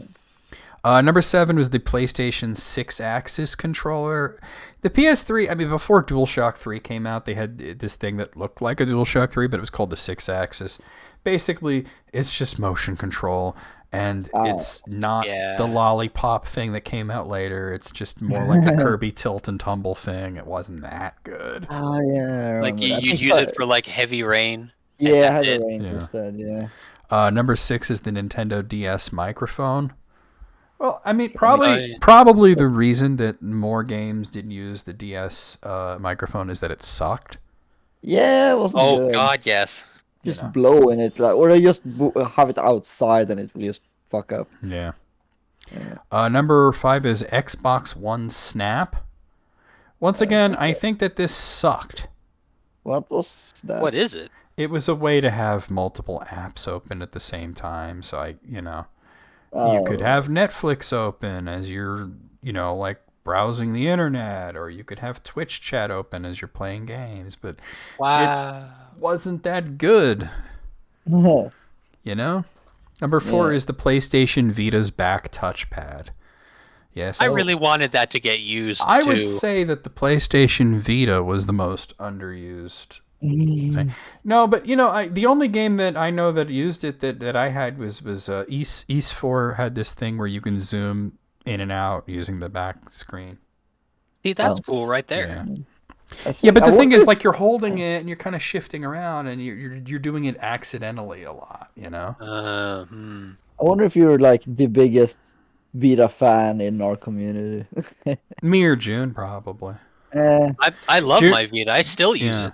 June definitely had more physical games, but I had like a lot of like PlayStation stuff downloaded onto it. Alice had a Vita. Number 3 is the Game Boy Color's IR receiver.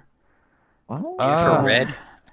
Yeah, there's not a whole lot going on there. Like infrared, like receiving technology sucks. Yeah. Well, I mean, yeah, I don't know. You could use it as a TV remote if you were really desperate. Oh, hooray. Number 2 is the Wii U's gamepad camera. Because the gamepad was a glorified tablet, it did, of course, have a camera. It did not get used a whole lot. What was the quality of that camera? It was all right. Not terrible. And number 1 is the Nintendo Switch's HD Rumble, which I don't give a... First thing I do is turn the Rumble all the way off. Yep. I like it in some games, but I don't care for it. Yeah. I just started Metroid Dread, and, I'm playing on Yuzu. I'm not playing on a Switch, right? Yeah. So I start, running around shooting things. Or it wasn't even that. It was in the cutscene, and then my controller, which is an Xbox controller, is shaking like crazy. And I'm just like, let me get to a point where I can pause and turn the Rumble all the way off. I mean, you stick it down your pants, Yeah, boy. That's not that great. No thank you on that. All right, out of 10, well, these are certainly our 10 underused features. Now, I wonder, though, like, are we wanting to use them more or not? Like, because some of these features, I think, kind of sucked ass. I think underused just means they were there, they weren't used much. Whether they're good or not... Yeah, that's up for the jury, right? I'm going to say 7. Yeah, like 6. Yeah, 7 actually sounds pretty right. I'm with you. Yeah. I didn't hear, Barrel, what your ranking was. Oh, I said 6. My bad. 6, yeah. Okay. All right. Why did EB send me the 7 best BDSM sex games? Huh. From Kotaku. Wait, are these video games? Yes. I was thinking like BDSM dungeon No. games. Like, have you ever seen those ads for those really thirsty anime girls, like, all tied up and shit, and it's like, come play with me. And I'm just like, no, why am I seeing this? Oh, yeah, it was a joke from the start. Okay. Yeah. Well, does this link actually go anywhere? Or it does. Yeah, it's okay. All right. Well, saddle up. I'm not. Oh, it's a slideshow. I see. Okay, so we have You Are in Mistress's Arms. They don't seem to be ranked. That's hot. Trials in Tainted Space, which you might notice if the initials are tits. Oh shit! You said tits. I sure did. Escape Games, which if you could see what I'm seeing, this is so fucking weird. Like Escape Room. Sure. Yeah. Kinda. This mummy is trickier than I thought. Then we have Didnapper 2, which has to do with kidnapping girls and tying them up, I guess. I don't know. Oh. Harem Hotel. Oh, it's the sequel to Hotel Mario. Yeah, it looks like one of those like VR like Second Life sort of things. Yeah. Oh God, Second Life. Escalation, which looks like they found the one frame in the entire game that they can actually show on Kotaku. Yeah. We have Dominatrix Simulator. Yeah. I mean, self-explanatory. Any game is a Dominatrix Simulator if your opponent is enjoying losing. Kaizo games. Oh, that was the last one. Yeah, 0 stars. Never again. Why did you send that? Yeah, like I don't know. It's just not good to me. You're... All right. Let's see what else we got here.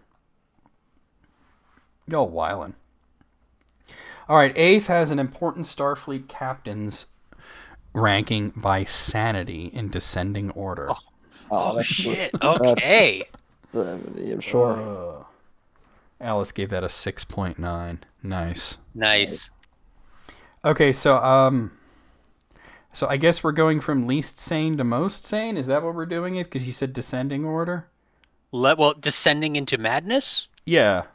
Well, I only know Kirk and the other one before him from the one I've seen. So. You know. What do you mean the one before Kirk? Kirk was the original guy. The one from the pilot. Oh, Captain Pike from the pilot. Okay. Yeah. Okay. So we're starting with most sane to least sane. Okay. I figured. So, number 18. So the most sane is Captain Benjamin Sisko from Deep Space Nine. I don't know about that. You don't think he's the most sane? I remember some times where he was, well, not only his acting, but his sanity was flying off the handle because he was essentially an emissary and all that shit. Yeah, but I mean, like, would any other person have been more sane in that role, or? You know, because it's not like, oh, is he the perfect paragon of sanity, but is he the most sane person in the asylum, basically? Good point. Yeah. Number 17 is Rachel Garrett. She was captain of the Enterprise C in that one episode, yesterday's Enterprise. Pretty level-headed considering what happened. Absolutely. Number 16, Captain Pike of the Enterprise and the Discovery. Yeah. I would actually say that he's probably the most sane. Oh yeah? I mean, Captain Pike's whole thing is that he's level-headed. I haven't seen any Discovery yet. That's his whole shtick. Well, he's got his own show now. It's called Strange New World. Strange New World, yeah. Star Trek Strange New World. Number 15, Captain Picard. Yeah, it's a good ranking for him. He's a very sane, very level-headed guy, and then he had those moments, the line must be drawn here, occasionally start wiling out, and, somebody would have to drag him back, Oh, that time he was when time was frozen and he just started laughing. Well, shit was funny. Yeah. Number 17 would be Spock. Yeah, Spock is sort of like the same thing as Picard in some ways, is that he's known for being, level-headed and everything, and then every once in a while, every 7 years, about every 7 years, he's got a score, or else he goes crazy. Yeah. Number 13, 7 of 9. Oh, well, she's got some mental scars. Considering, she handles it pretty well. A little emotionless, but what can you expect, right? I haven't seen. Apparently, she's in Star Trek Picard, but I haven't seen it yet. Yeah, she's captain of the Stargazer. Number 12 is Robert April. He was captain of the Enterprise for like an episode. Robert April. What episode was that? I think it was. I don't know. Something happened to Picard and. Some fucking thing, I don't know. This guy comes in, he's a fucking asshole. Nobody likes this asshole. Yeah. Number 11 is Sulu. Is Sulu really that crazy, or is he just adventurous? I mean, he did run around us sword once. Well, they were but all. Everybody hold was on. Feeling a little. He was not captain at that point. Oh well, no, I didn't. Hell, say at that point, he was the botanist. Oh yeah, that's true. Oh wait, I was confusing. Right. I was confusing April with somebody else. April was before Pike. Okay. All right. Okay. Yeah, Sulu. I mean, he was the botanist when that happened. No, I mean, what we've seen of him as a captain, he seems like he's very competent, but we don't get a lot of Captain Sulu. Well, yeah. There's that. Wasn't there that episode in Voyager where? Oh yeah. Tuvok is like he's on that ship and Sulu's the captain. He was pretty. Yeah. Trials and Tribulations. Oh no, that was Deep Space Nine. No, Yeah. but no, there was a flashback because he served on the Excelsior.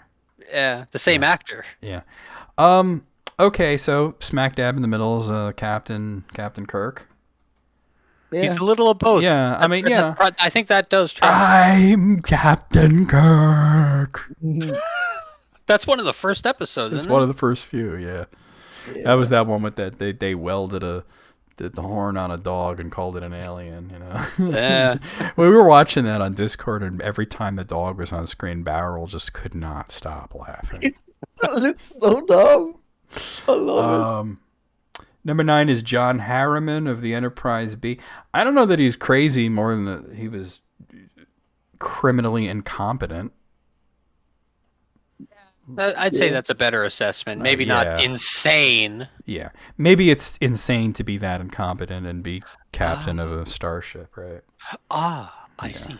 Your very first voyage, which is supposed to be just a press thing, you get Captain Kirk killed. Whoops. You know. That was number 9. Number 8 is Cristobal Rios. He's from Picard. I haven't seen it, so I don't know. Haven't seen that. Eighth says his sanity will be installed on Tuesday, referring to Harriman. Because everything was like, we don't have this, we don't have that. It's going to be installed on Tuesday. Oh. Number 7 is Saru, who was briefly captain of the Discovery.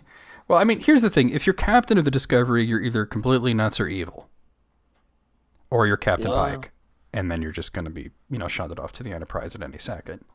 Yeah. Number 6 is another Discovery captain, Michael Burnham. Number 5 is another Discovery captain, Philippa Georgiou. You kind of see a little trend here. Number 4, another captain of the Discovery, Gabriel Lorca. Right? A slow descent into madness on the Discovery. Yeah. It doesn't really matter, but one of these was Jason Isaac. I wonder if he's going to turn out to be a crazy asshole. It wasn't Moonlight. So. Yeah. Number 3 is Will Decker. Well, God, was he crazy or was he just in a bad situation? Will Decker was captain of the Enterprise after Kirk. He wound up getting demoted because Kirk just felt like taking the seat again, so he served as commander. And then he wound up basically having relations with the V'ger. And he just didn't have that big captain energy. Yeah. Oh boy. Number 12 is Number 2, the second least sane, is Captain Janeway. So she's done some fucked up shit. Captain, is she insane or is she evil? I prefer to think that she's insane. Yeah. Because she always rationalizes her decisions. Oh, and some of those decisions you could say, well, I could rationalize that as being, that's the best she could do in the circumstance. And then something you're like, what the fuck are you doing? But is it really the best decision? Is it really? Well, sometimes it's like questionable, but you can see where she's coming from. And sometimes it's like, wow, that was the absolute worst thing she could have done. Uh-huh. And the least sane, Captain Archer of the Enterprise. Cool. Okay, now I'm dying to hear why he's the least sane captain.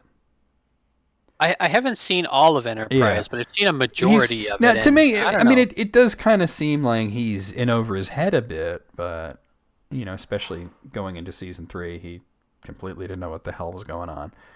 But, I don't know. Yeah, like, I'm trying to think. I don't know. Like, the decisions he made, like, they were kind of flying by the seat of their pants. Yeah, they didn't know what the hell was going on. They didn't have the regulations yet, or... No. It was all new to them. Yeah, they didn't have shit. They were inventing the shit as they went along. I got to give it like a 17 out of 18, and I got to say that the big thing is that Janeway should be number 1. Yeah, I must say Yeah. 18 and 18. Janeway's like honestly, it seems like they gave her the promotion just to stop her from ever being in the captain's seat again. But if they would have locked her in an asylum, that also would have worked for me.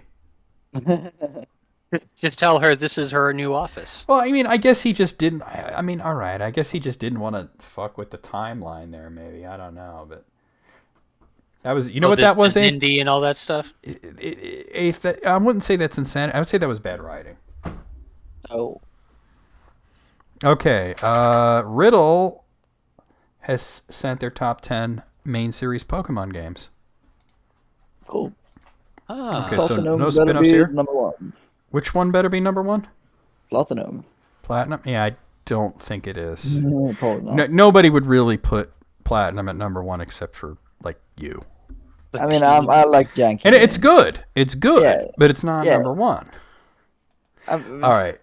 This is all you guys. Yeah, and he gives comments in each one. Number 10 being Fire Red. Good, but pretty bare bones, he says.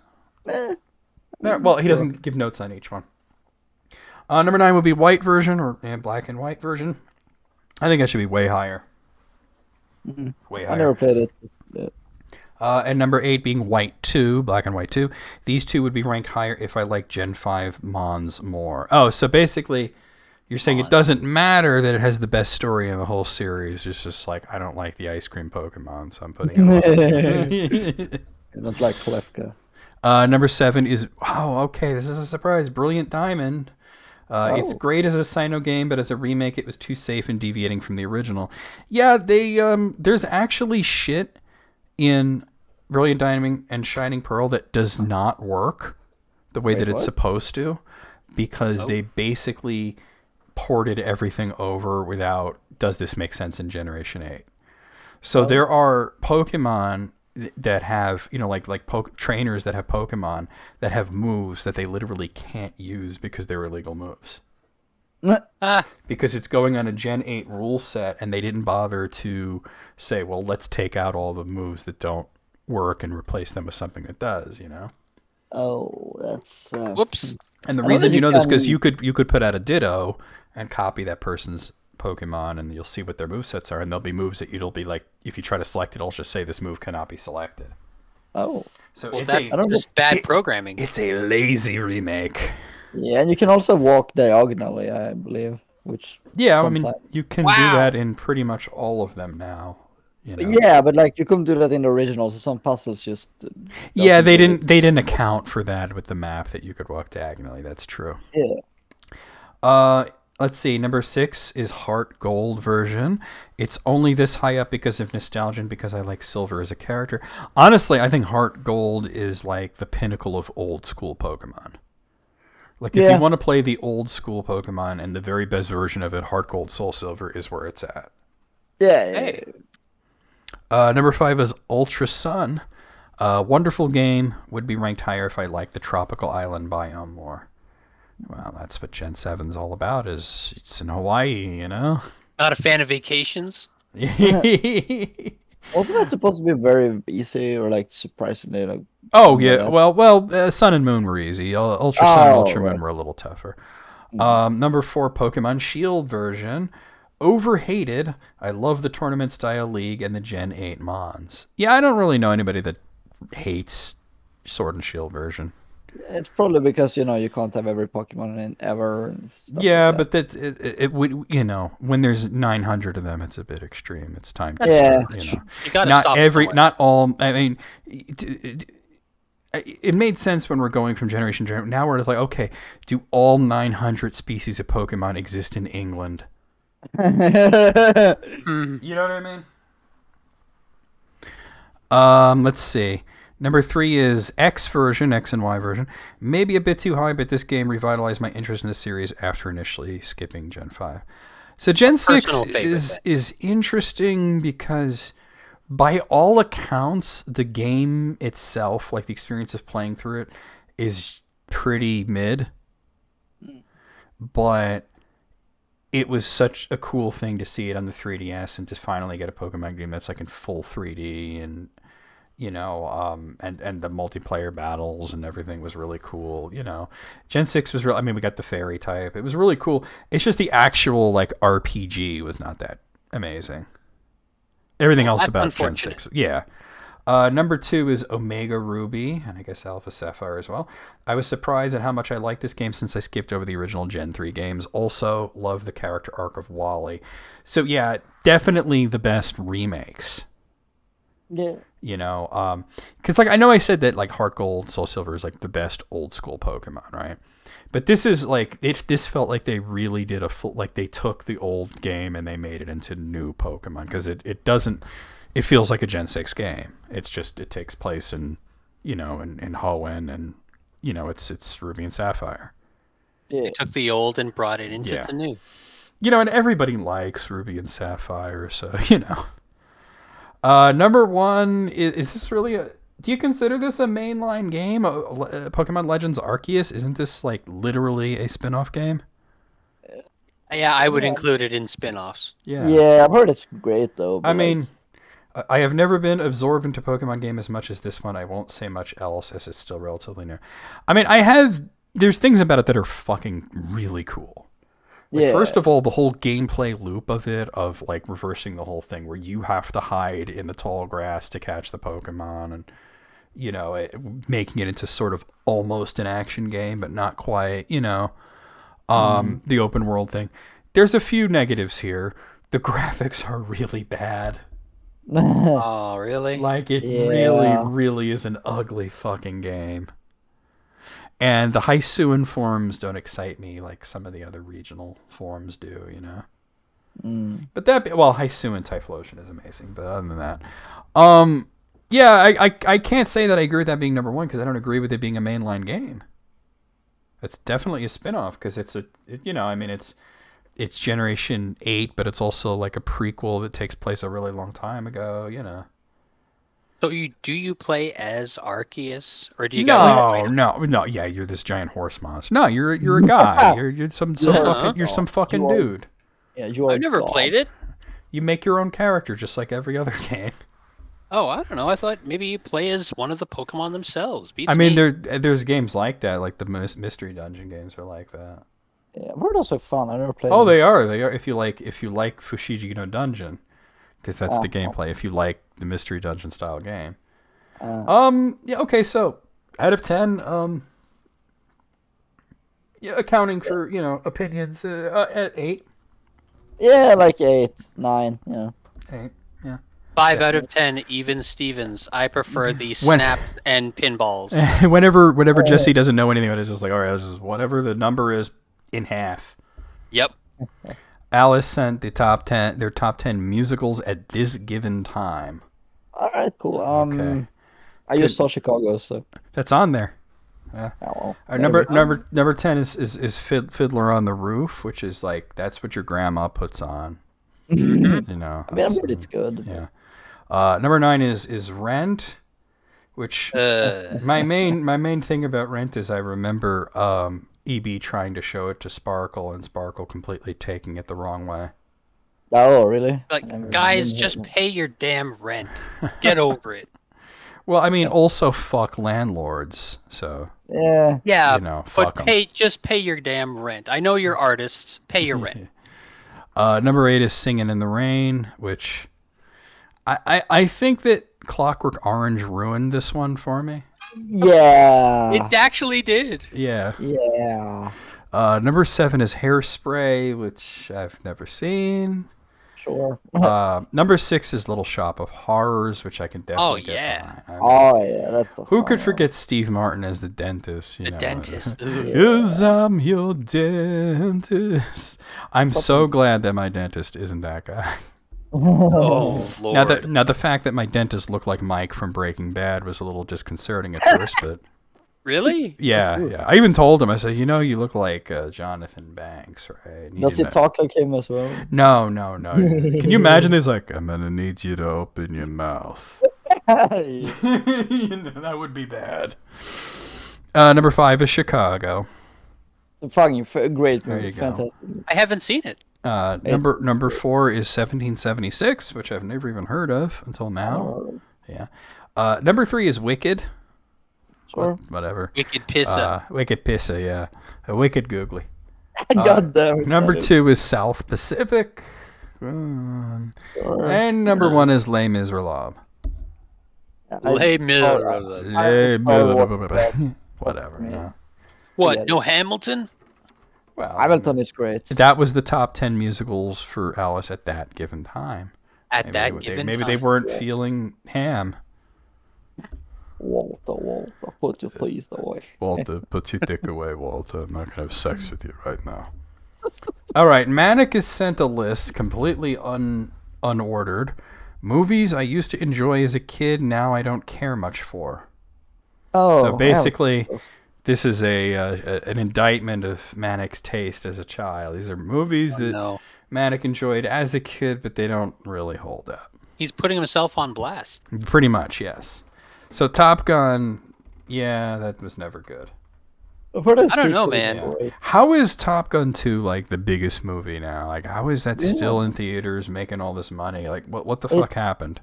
It's in the top 250 on IMDb, so... Yeah. I think people still like Tom Cruise. Yeah. Maybe. The Beastmaster, good God. I don't God. Yeah, I don't know. An American Tale 2, Fievel Goes West. Oh, I did like that as a kid. Yeah, same. Me too. Same. I would imagine. Pre-Hysteria, I've never seen. Never heard of. Oh, they're tiny dinosaurs. It was when Jurassic Park was big. Oh, okay. The Man with the Golden Gun was never good. The Man with the Golden Gun. Oh God, even the song was bad. Yeah. Like at least with some of the bad James Bond movies, you could say, well, the song was good, right? Not with that one. Yeah, I still only have seen You Only Live Twice. So. Moonraker as well. That also, I just, how could you like Moonraker at any point in your life? It's just madness. Oh, really? It's just things just happen.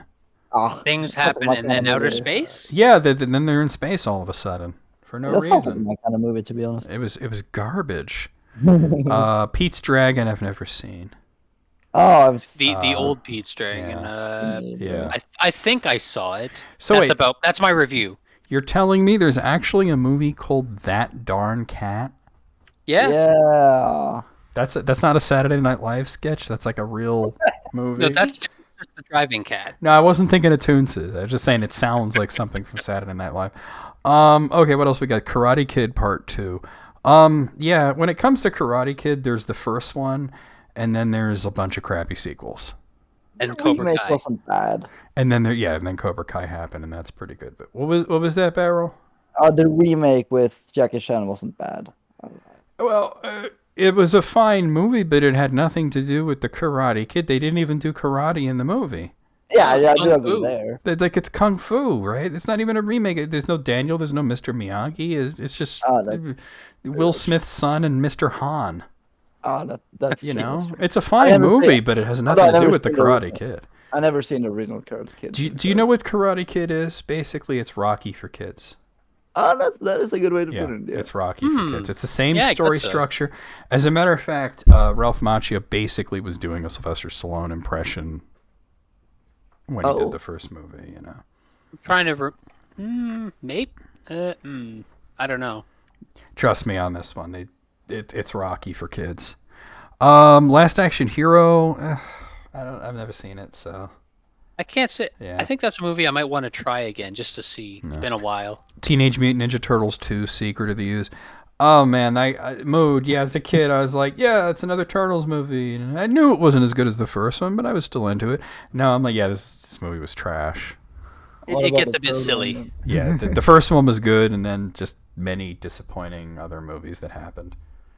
Revenge of the Nerds was always trash. Yeah, yikes. That's cringe-ass movie, yeah. Yeah. Bloodsport. God. Cool. Bloodsport rules. I'm sorry. Oh, yeah? This movie is just Jean-Claude Van Damme at his most... muscles from Brussels? Yeah, at his most Jean-Claude Van Damme, wearing that Johnny Cage costume, Romancing the Stone, I've never seen. I still think it's... I haven't seen it in a while, but I did like it. Dragon Slayer. Man, I barely remember that movie existing. Never heard of it. I preferred Legacy of the Wizard. Yeah, it was this kid. He was like the wizard or something, and then he's training to fight a dragon. The dragon shows up like last 10 minutes of the movie. He casts a spell. The dragon explodes, and that's pretty much the movie. Cool. Hey, a dragon explodes. Yeah, that's pretty cool though. Daryl. I don't remember. Daryl. I remember the movie existing, but that's about it. Story of Daryl Hannah. Yeah. Well, it's like DARYL. It's like a acronym. I think it was a robot or some shit. We got The Rescuers. I give a fuck about The Rescuers. Rescuers 2 is dope though. The Rescuers Down Under, really? Yeah, that one is dope. We got a Rescuers Down Under stand. The Toxic Avenger 2. Wow, somebody actually saw the sequel. Damn. Amazing. I mean, trauma movies are basically made for like children and really immature adults, you know. I'm an immature adult and I like him, so accurate. See? All right. Kindergarten Cop. I still enjoy quoting Kindergarten Cop. You know, it's not a tumor. You know, who is your daddy and what does he do? You know. Put the cookie down. Oh wait, no. That's not. Yeah. Splash. I couldn't give a fuck about Splash. Tom Hanks and a mermaid. Yeah, Daryl Hannah was the mermaid. Yeah. But she was only a mermaid when she was in water or something like that. Oh, so it's like the H2O. That's cool. Oh yeah. Critters 2. Critters 2. Oh, someone saw that. They just kept making those movies for a while. They did. Yeah. Willow's good though. Willow holds up. Willow's fun. Willow's got good stuff. Aren't they going to do like a sequel or? No, it's a Netflix show. Oh, okay, right. Adventures in Babysitting. Can't say I've seen that one. It's been too long. I don't remember. I think I would have been like, nah, that's a girl's picture or something. No. Yeah. You know, now I'm just like, who the fuck cares? Gender is all a bunch of bullshit anyway. But I've never seen Adventures in Babysitting. So that's one of the most 80s things that can possibly exist, right? So B+. Yeah, sounds cool. B+. I give it a solid B. Alice's top 10 American Chinese food entrees. Cool. Yeah. Now we specify here Q-. American fast food because it's not like they don't eat this shit in China. It's what we eat as Chinese food in the United States and most of Europe as well. Yeah. So number 10 is beef and broccoli. Yeah. It's a classic. I usually go more for chicken and broccoli, but beef and broccoli is good as well. They tend to overcook the beef, is why I like to go with chicken and broccoli. Very dry. Yeah. Number 9, lo mein. I'm actually not a big lo mein fan. I'd go for something else first. They always put like one thing in there that I don't like. Like, oh, this is like why is there so much ginger in this bitch? You know. Number 8. I'm sorry, is mushu pork. Oh man, mushu pork is great when you're there at the restaurant eating there. For takeout, it doesn't hold up so well, I think. But, doesn't survive the trip. Yeah, but this isn't takeout. It's just food in general. I'm just saying that it just doesn't travel well, you know. Number 7, orange chicken. Orange chicken is fucking awesome. Oh my god! I never had some top tier, man. Yeah. Now, Alice did confess in the Discord earlier that they make their orange chicken with tangerines, which is like, it's like, okay, so it's like an orange's cousin. Who fucking cares, right? I think there was an episode of Big Bang Theory about that. I'm. How do you know that? I'm on season 10 now, baby. Why are you watching that shit? Bazinga! Do you hate yourself or like? Well, yeah. Oh, fair enough. All right. Drop the laugh tracks. Don't target that. Drop the laugh track. See if it's still funny. Yeah, right. It's more funny that way. Don't worry. Oh, I don't think that the word funny and the words Big Bang Theory go in the same sentence unless you like the Big Bang Theory. That's funny. Yeah. Number 6 is egg foo young. Now, I have found that if you want to try out a new Chinese food restaurant, try the egg foo young. It's a good like measure of what the food's going to be. If they can't get egg foo young right, they can't get anything right. Yeah. Good to know. It's a good way to do it. And so, you know, though, this funny is I remember this one restaurant. I was like, oh, it's a new restaurant. Let's try it. I ordered egg foo young because it's always like the first thing I try. It was amazing. It's the best egg foo young I ever had. Had it again, amazing again. Had it a third time, it was ass. Oh, what the fuck? I was like, what the fuck happened? Yeah. The gravy was all watery, and it was weird. Yeah. All right, number 5 is chow mein. If you want a nice wide noodle, who says I want a wide noodle? Maybe I don't even want a noodle. You're a noodle head. It's just doing Seinfeld. Yeah. Number 4 is pepper steak. So pepper steak is amazing because you don't know what it is and you order it and it's just literally peppers and steak. I mean, I like that. It's just a cut up steak well in a pile of peppers all mixed up and you just eat it. I mean, I'll eat it. Oh no, it's fucking good. My dad used to get this all the time, which is funny because he doesn't like peppers. So he would get the pepper steak and just not eat the peppers. But just I just get beef and broccoli at that point. Those peppers to waste. I don't know. Number 3 is Mongolian beef. I've never actually had it, to be honest. I don't know. Yeah, I mean. Number 2 is sesame chicken, which is what you want to get if you want the General Tso's chicken, but you're white. You're white. Yeah. Which I say as a person growing up in New York City, that was true because the General Tso's chicken was really spicy, and you'd get the sesame chicken, which is basically the same thing with a milder sauce and sesame seeds, right? You want one noodle filling the entire pot. Just one 30-meter spaghetti. I mean, that's kind of like what chow mein or chow fun is. This is just like a big ass noodle. They cut it up, but it's just one big ass noodle. Just don't let someone touch your spaghetti. Yeah, well, I mean, if you want your spaghetti to be touched, then it shall be touched. Okay, but yeah, sesame chicken, it's fine. Number 1 is General Tso's chicken. And I would have brought this up because the sesame chicken has become not relevant for me because I moved out of New York City. And, living in Pennsylvania, I found that you order General Tso's chicken.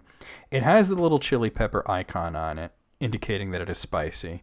Sometimes the text is red, indicating that it's spicy. And you get it, and it's not really spicy at all. As a matter of fact, oftentimes it's very sweet. Which is fine. So all you really get for spice is that little spicy chili icon. Yeah, the icon is as far as it goes, right? Like, I think they might have hit it with a little black pepper, It's about as far as it goes. Slow down. Yeah, right? That's some spicy for some people. So I remember when I was working in this office, there was a woman there, Barbara, and she's all like, we were ordering Chinese food. And she was like, oh, let me get in on that, right? Now, she was not from the area. She lived in like New Jersey or something, and she used to work in the office that was like in New York City, but then she realized the one in Pennsylvania was closer, so she started working there, right? And I said, well, you're used to New York City Chinese food, right? And she's like, yeah. And I was like, because she said she wanted the General Tso's chicken, and she says, tell them to make it just a little bit spicy. And I'm like, all right, Barbara, let me ask you, you're used to the New York City Chinese food, right? And she's like, yeah. And I'm like, I'm from New York City initially. If you want it to be a little bit spicy, I have to tell them to make it extra spicy. And she's giving me this look like I'm not so sure because she doesn't want it to be very spicy. She's used to asking just a little bit of spice so that it doesn't murder her, white lady mouth, right? She can't handle that much spice. And I said, trust me, I live in New York City. I live here now. If you want a little bit spicy, you have to ask extra spicy, right? And she's looking at me like she's kind of like, I trust you, but I'm just like so unsure, like a little dubious here, And I'm like, trust me. So I told her to make it like really fucking spicy, right? And she gets it. And she takes one bite, and she's like, "It's perfect. It's just a little bit spicy." And I was like, and I said, "Now imagine if you're like me and you want it to be as spicy as it normally is. You can't get that here. It's impossible." Bummer. All right. Out of 10, I gotta give it 10. I mean, it's not the order I would put things in. There's one thing on here I've never had, but you know what? It's Chinese food. Yeah, and it's Alice's opinions, and that's yeah. All right. I'll give it a 9 out of 10. Right. Maybe move some things around. Yeah. Okay. So for the last bit of the show, I do want to grab my phone, which is over here. Oh, wait a minute. Hold on. Oh shit. Should we do this riddle? Hold on. I don't think we can do this riddle. Jesse, have you played Deltarune yet? No. Could you? I plan to. I have You it. fucking play Deltarune so that next month we can do this list. What is it? Top 10 Deltarune surprises or It's something? actually 10 predictions for the future episodes Oh, of Deltarune. fuck. Yeah. That one guy dies. Yeah, well, it's more about character motivations and where the story's gonna go. I know, yeah. But I could you just fucking play the game so that next month we can do this list? Because We'll see. Because Riddle is like the biggest, Toby Fox fan that I know, and he's got good theories and he knows the lore. So I'm working through FF7 still. you don't have to stream every game you play. You just play Deltarune. Yeah, but I want to stream that one because everybody will be like, all right, okay, no, you're right. Everybody you're will right, be like, oh, first time. You're right. Well, I mean, Chapter 1 is about as long as Undertale. Oh boy. Well, just the one playthrough of it, Oh god. Chapter 2 is a lot longer, though. Damn. Okay, Ooh. okay, all right. I got some lists on my phone that we're gonna do. Okay. I saw that there was a new list, but I was like, wait a minute, it's all redacted. I had to click on it, and I'm like, oh, it's Sorry, Riddle. because it's all Deltarune spoilers, right? I don't mean to pee in your soup. Please, I will. please just play through Deltarune at some point. It's not going to take you a full month to beat Final Fantasy VII. Well, no, but I only play that when I stream, so Yeah, well, we'll see when I stream. I mean, it's just also like it took you 3 years to do Final Fantasy VI, so maybe I'm an idiot. Yeah, but that was on my own time. That was me being a dummy. We gotta get I have no idea who's gonna be the guest spot next time. We gotta get somebody who played Deltarune. All right, let's see what do I got here. Thanks, Riddle. I got a whole bunch of them here. Okay, so I got a list here from ruinmyweek.com. Oh, if it'll load. Oh, there it goes. Deltarune my week? It's called there was certainly an attempt, just a really unsuccessful one. Oh no. Yeah. So these are all pictures, usually of social media, of people where there was an attempt, but it was not a good attempt. Wait, why is Alice going to dance? They're Because a going Democrat crazy. What's going on Sarah with Palin. Alice? Are you okay? A Democrat just beat Sarah Palin. I think that's one. Oh, I didn't see. Oh, excellent. Fuck Sarah Palin. Yeah. All right. Number 1. Okay, so this is from Tumblr.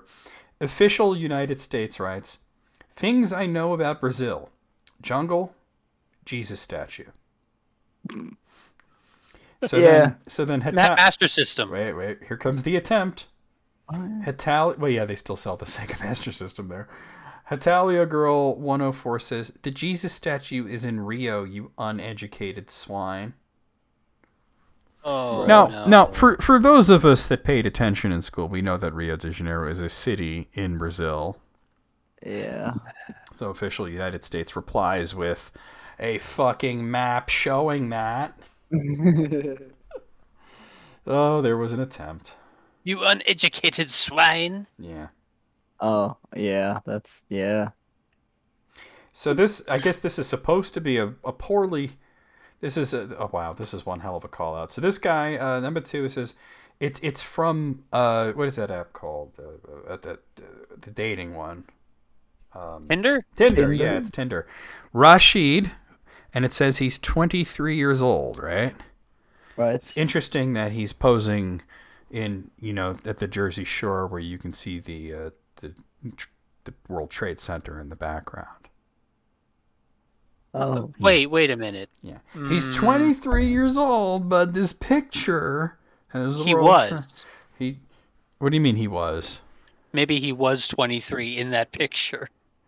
Well, he's not 23 now, if that's the case. No. It's supposed to show the person's current age. Come to Brazil. All right, number 3.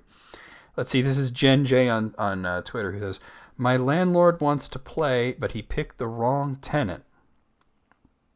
And there's just, I guess, the landlord screaming in all caps, "It is your responsibility." Don't know what it is. And then this person replies, "Actually, under New York City's Housing Code Maintenance Code, Subchapter 2, Article 4, the landlord is legally obligated to eradicate bed bugs." Yeah. Yep. Yeah. Huh. I'd go back to Brazil, but I heard the monkey problem is even worse. Yeah. All right, number 4 is a text exchange. The other person saying, all right, then, so we still friends or... Yes, we're still friends. With benefits? No. Okay, thought I'd give it a go. Fair enough. There was an attempt. Might as well ask. Yeah. Unsuccessful, but not abysmal. Yeah. Not like that Brazil one. Yeah. All right, number 5. So 6'3" Slim Bahamian says, if you use facial recognition for anything, the government has your face. Lol. And then here comes the reply.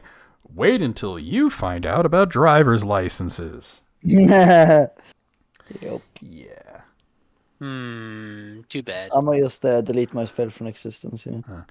Number 6. So this person on Facebook. Oh god damn. So they post a picture of like the fairly new at the time USB Type-C cords, right?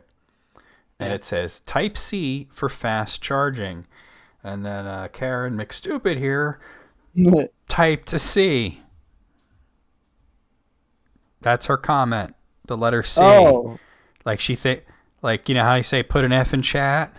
Oh my god. Yeah. That's a facepalm. Yeah. All right, number 7. Okay, so this looks like a DM from like probably from what do you call it? From Tinder. Let's see, damn, you are stunning, but I'm afraid you'd spend more time drinking / partying / on Insta than in a relationship. Lol. Oh. You're absolutely right, Rob. Lol, who says you can't judge someone based on a couple of pics? Haha. I'm not sure. Who says that, Rob? Ignorant, naive people. It was a generality, lol, not an actual question. Rhetorical, one could say, haha. And then here comes the boom. It's my turn. I'm pegging you as someone who's extremely insecure. In relationships, you probably have extreme jealousy issues and are controlling. The girls you date probably aren't allowed to go out or have fun because girls' nights are just excuses for them to cheat on you. You've been burned by someone in the past, and now you use that as a reason to attempt to gaslight every potential partner that you might have because women are all evil and terrible and you're just a nice guy.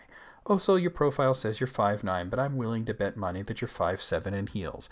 How'd I do, Rob? Oh, man. And blocked. Yes, tear him down. Yeah. And blocked. I'm getting burned over here. I know, right? Yeah.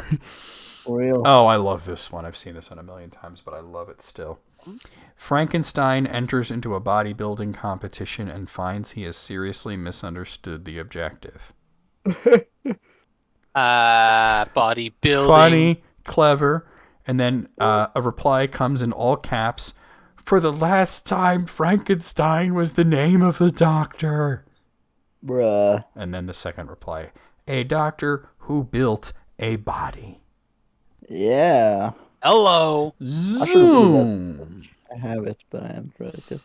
So Nina here posts a picture of 2 playground slides and says, who remembers these motherfuckers?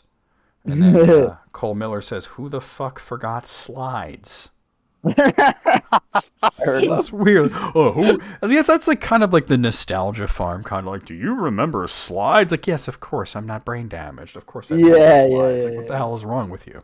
They still have them, by the way. They're not gone. They're a simple machine. Yeah. Yeah, it's just a ramp. You go down the ramp. Yeah. Yeah.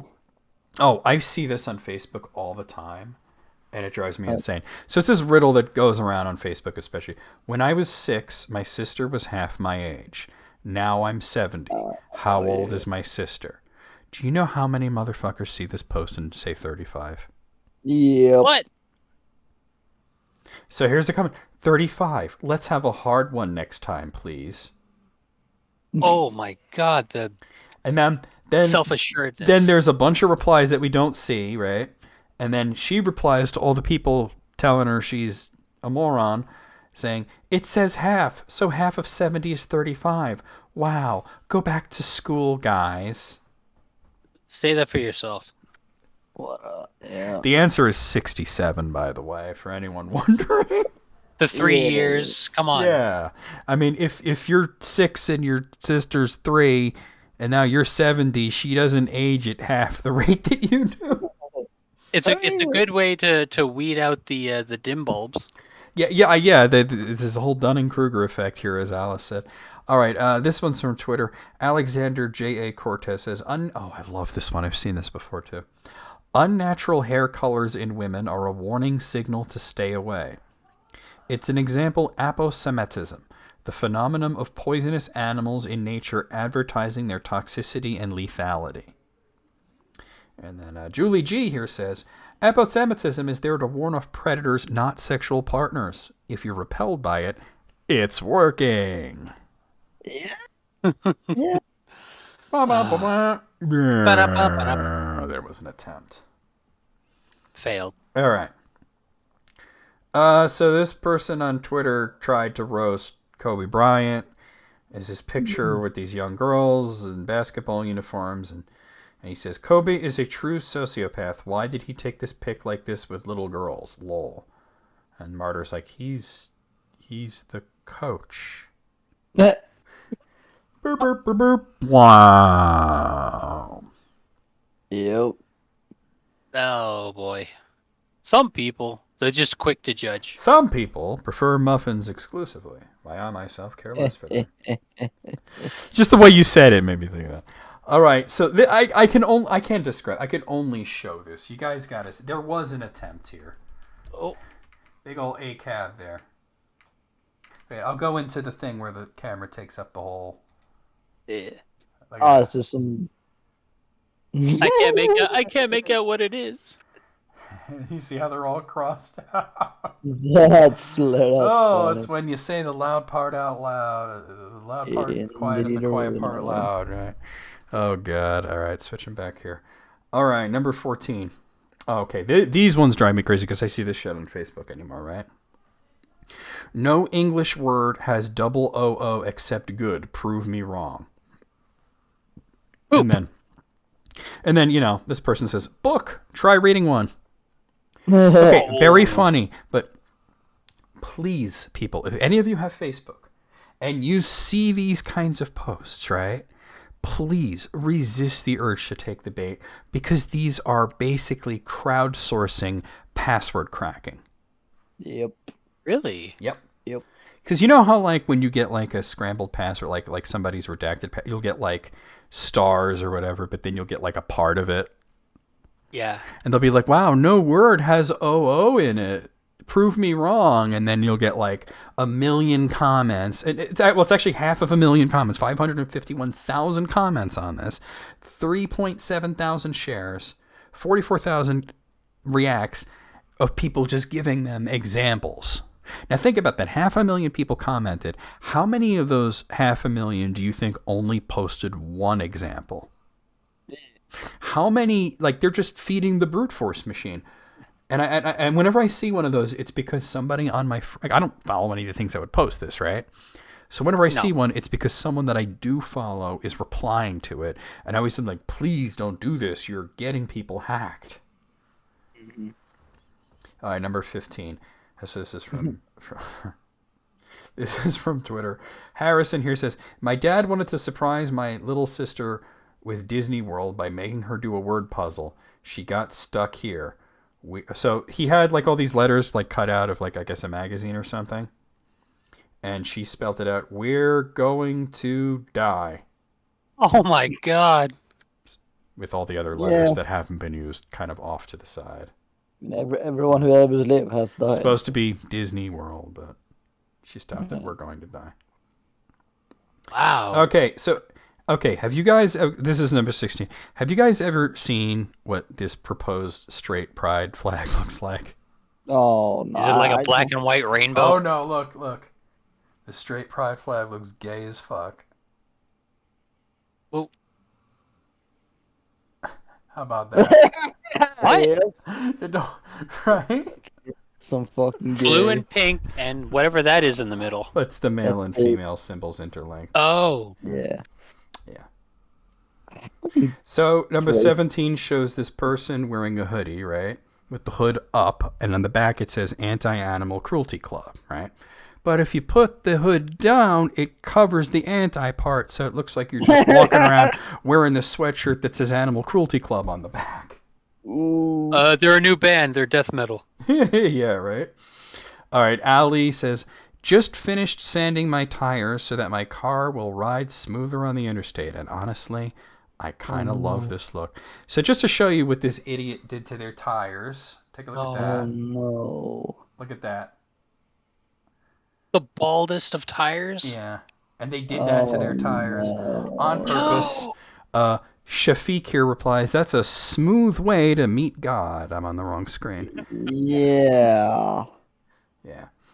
Number 19, this was on Reddit, in the unpopular opinion Reddit, where this person said, hard-boiled eggs are disgusting. I almost died eating one. The crunchy soft mix is absolutely disgusting. It's like eating a ravioli covered with chips. What? What? What did they do for real, though? They probably just fucking boiled it and didn't peel it. Yeah, well, yeah. You're supposed to remove the shell. I mean, well, it's hard boiled, not hard covered. What a fucking idiot! What? Okay, so this is where a bigot chud made an attempt and failed miserably. So there's a picture of this person, right? Dress, runway, whatever, right? Yeah. This person says, "Fucking world we live in today, where men dress like that." And then the reply. From Netflix, by the way. That's Christina Aguilera. Yeah. Swing and a miss. Strike 1, 2, and 3. All right, this one I just have to show 3 people wearing this identical shirt that all says "Be Different" on it. I get it. We hate the nonconformists. Number 22, let's see. This is from Twitter, and the names are redacted. Never let a stranger sit by themselves. You'll be surprised what tales they have to tell. And just this guy sitting next to this old lady at a restaurant, right?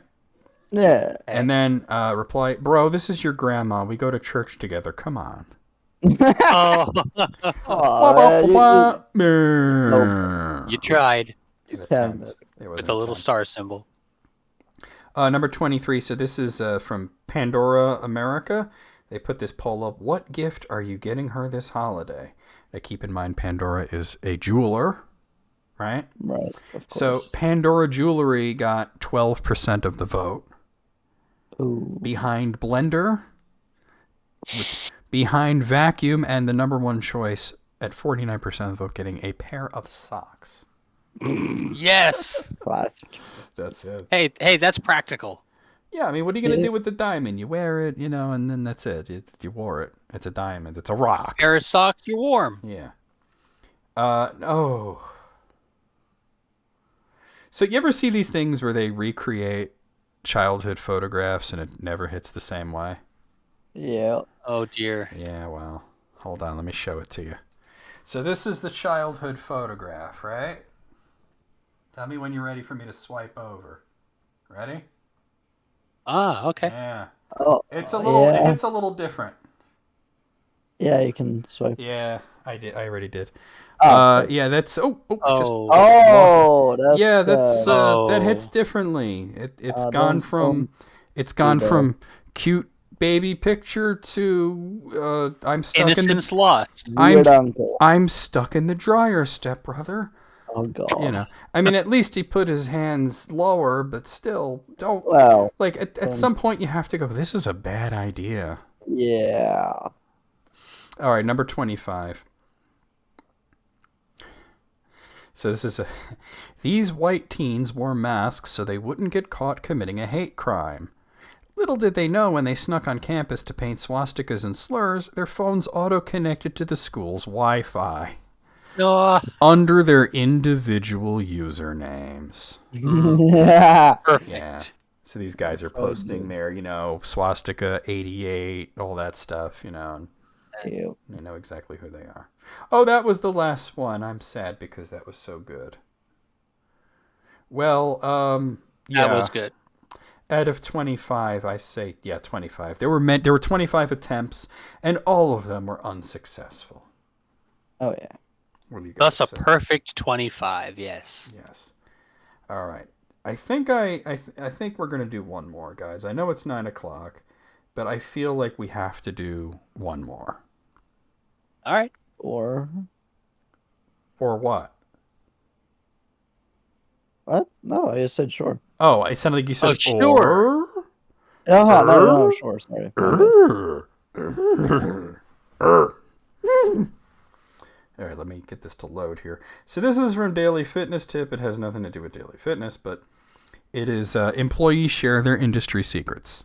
Oh, that's These kinds of things are always fun, yeah. I also, so this person, I used to work at Applebee's and can confirm that steaks are microwaved. Ugh. At the location I was at, the cooks threw them on the grill after the microwave to get char marks on them. I mean, Applebee's, right? I mean, Applebee's, like, Chef Mike works there. So. Yeah, Chef Mike is going overtime at Applebee's. Yeah, that's like classic joke for Applebee's, It's not even a secret at this point. Professional barbecue competitor here. All those world-famous secret recipe barbecue rubs and sauces are 99% the same. That's the secret. Well, when it comes to making barbecue sauce or rubs, it's all basically the same 10 ingredients. It's the ratios that are different, Yeah. Yeah, no, it's okay, Riddle. I know we're going a little over, but I just want to do this last list.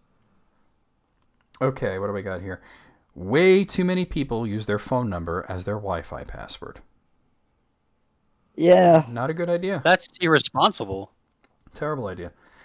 Haagen-Dazs pints are only 14 ounces, but look the same as a true pint of Ben & Jerry's. Wait, how is a pint 14 ounces on any planet? How do you get to call it a pint? Wait, how much is a pint? It's fucking not 14 ounces, okay? Cool. Oh, boy. That's cheating. What is it, like 32? Yeah, I don't know. I'm not going to pretend like I know. I don't know off the top of my head. I think it's 24, but I'm going to check. Oh. Right. Yeah, let's check. I think it's 24. It's 16. Well, that's a pound. It's a pound, basically, but it's fluid ounces. Used to screen resumes for small companies. Job requirements are more of a wish list situation. Well, yeah, when you ask for, 5 years of experience in a programming language that's been around for 2. Yep. I saw a thing where the guy who created that language got turned down for the job because he didn't have 5 years experience. Yeah. That's stupid. I saw another one where they turned down this person for a job and they said that, like, even though no, we're not hiring you, we want to recommend you read this book and it'll help you. And it was the guy who had written that book. Man. There is way more butter than you think in almost every dish that you eat at fancy restaurants. Oh, yeah. Well, duh, that butter is what makes it fancy. Come on. That's the good shit. You don't go to a really good, nice restaurant to eat kale. You go to eat some sort of, like, salmon, that's, like, been smoked and then, like, dipped in butter, like... Yeah. Former Bath and Body Works... belch louder into the mic barrel. Sorry. Former Bath and Body Works associate here. The scents they discontinue will come back with a different name and new marketing. They're just recycling the scents. Oh. Yeah, I could see that. Yeah. Fresh Rain will make its reintroduction as Wet Dog. And then Winter Mist. Then it's Winter Mist. Yeah. Oh. Change your dirty furnace filters and clean your AC coils outside. These things make up an easy 30% of my calls for no heat or cooling. Oh. You got to change the filter at least once a season. Mm-hmm. At Goodwill, 50% of what you donate ends up in the trash because we don't have the space for it or we just deem it too ugly. Wow, too ugly. Okay. Well, the pile of clothes that is in the donate to Goodwill clothes is because you don't want it. What makes you think other people want it? Mm-hmm. You know what I'm saying? And there's already enough stuff there. Yeah, it's not like they're giving the clothes to homeless people. It's Goodwill. It's a store. They're selling it. If nobody's going to buy it, they have no use for it. Let's see. If your departure is delayed, 90% of the time, it's the fueler. If there's a truck sitting under the wing, we're the reason that you're late. Okay.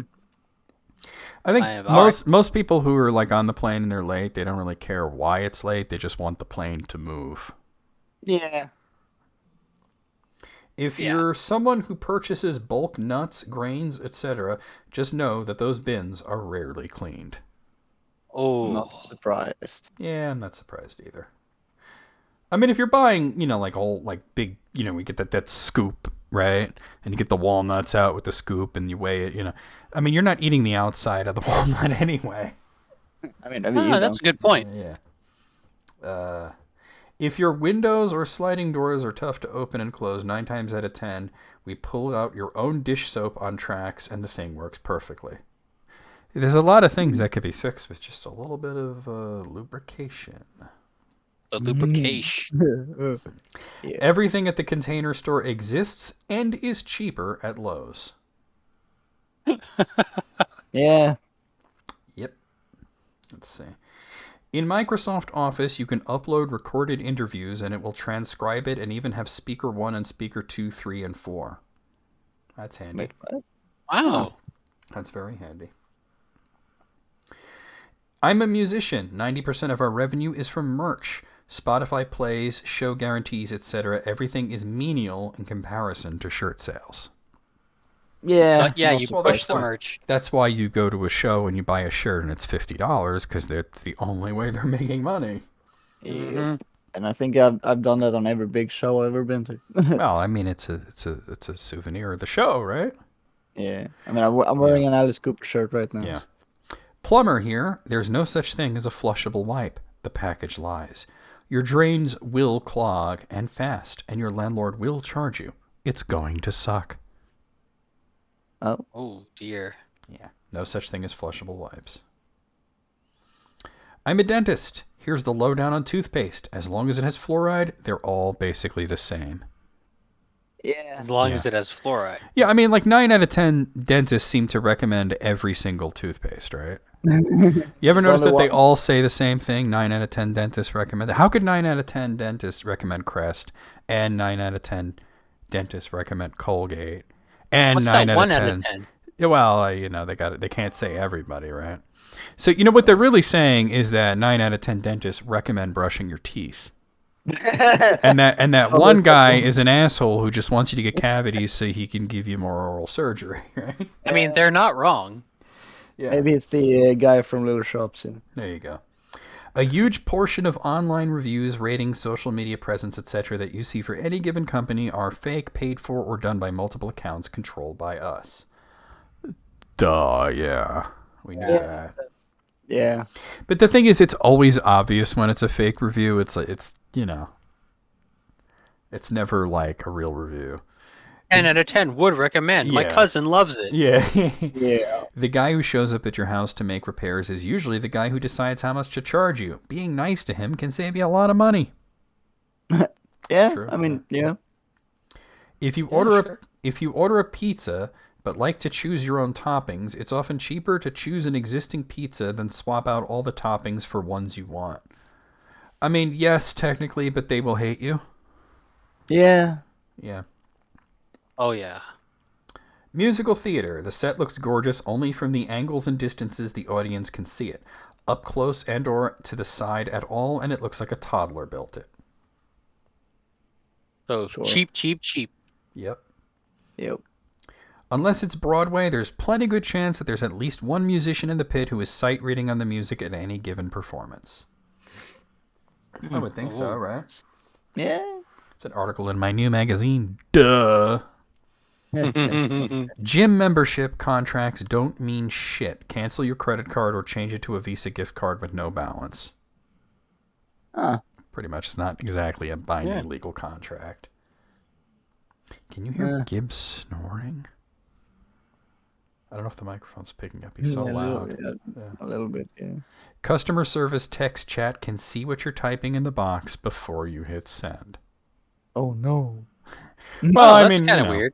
I mean, if you have two things going and one's sexy, you might want to just be careful. Oh, wait, no, don't send that. They've already seen it. Don't mix them up. It's too late. I've seen everything. The fresh chocolate chip cookie scent that can be smelled outside of the Magic Kingdom bakery is artificial. It's piped out there to draw you into the bakery. Well, it works. Yeah. It sure does. That's why you pay. You spend $12 on a cookie. Oh. Midway games at carnivals or fairs purposely let people win early in the day. This way, people carry around the prize and advertise them for the rest of the day. That's why you always see some girl carrying like the giant fucking like elephant thing, and you're like, wow, look at what I could win, Yeah. Just go early in the day if you want to win all the cool shit, right? When a TV show goes into syndication, that some scenes will be cut from the episode to make them slightly shorter to fit in more commercials. The show can be slightly sped up as well. Yep. Oh, that'd be weird. Yeah, there was a problem with that with Seinfeld. It sounded fucking weird. Yeah, there's a few episodes of Seinfeld that in syndication were just bizarre because it's like, why are they talking so fast? Yeah. Ingredient and nutritional statements on food are wildly inaccurate. The FDA doesn't have the resources to verify the accuracy of most nutritional and ingredient statements. Well, that sucks for the people who count those calories. Or the people that have food allergies. Oh, well, that too. When a movie trailer has shots that turn out to be missing from the actual movie, that's not because the scenes were cut. Those shots never existed in the movie. The studio inserted scenes specifically made for the trailer. Yeah. Oh, yeah, trailer shots. Yeah. Sometimes the trailers do so well that those trailer shots wind up being put back into the movie. When you rent a vehicle or go one way, you'll likely get a car that's either high mileage or possible mechanical issue. The branch has to pay to fix the car, so it's usually easier to pass the buck. All right. Sounds like that doesn't really matter at all. Yeah. Former industry, commercial radio, it's never caller 5, it's the caller who sounds best on the air. Yeah, that makes sense. That sounds about right. They're like, I am caller number 5. Oh, you're our caller number 5. Yeah. Weight loss industry. This might be obvious, but most of our business comes from return clients after they've gained the weight back and then some. Yep. Oh, that's sad. In sofa commercials, they use smaller actors or models to make the sofas look bigger. There was a thing with a Snorlax beanbag, right? And it looks fucking huge in the picture because they got the tiniest Asian girl to sit on it. She's so little, and it looks like she just is lost in this thing, and then people buy it thinking they're getting this gigantic Snorlax, and it's not that fucking big, and it led to a lot of disappointment. So you see a lot of those like bean bags and stuff, you see they got this tiny little girl on it, Yeah. It's perspective, you know.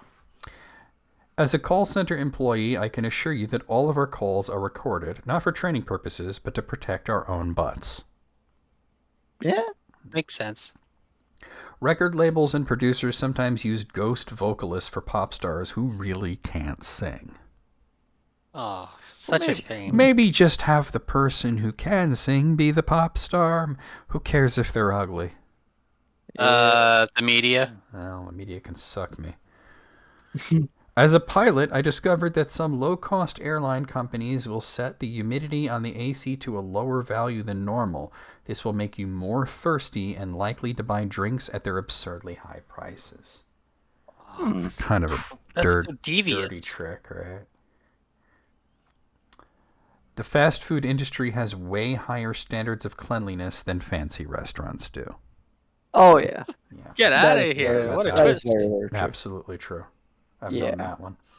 When you buy underwear from places like Victoria's Secret, for the love of everything good, wash it before you wear it. Yeah. I'll remember that next time I go. Yeah, you might be picking something up for your wife. Good point. Telemarketer, I'm begging you, just say the words "do not call" list.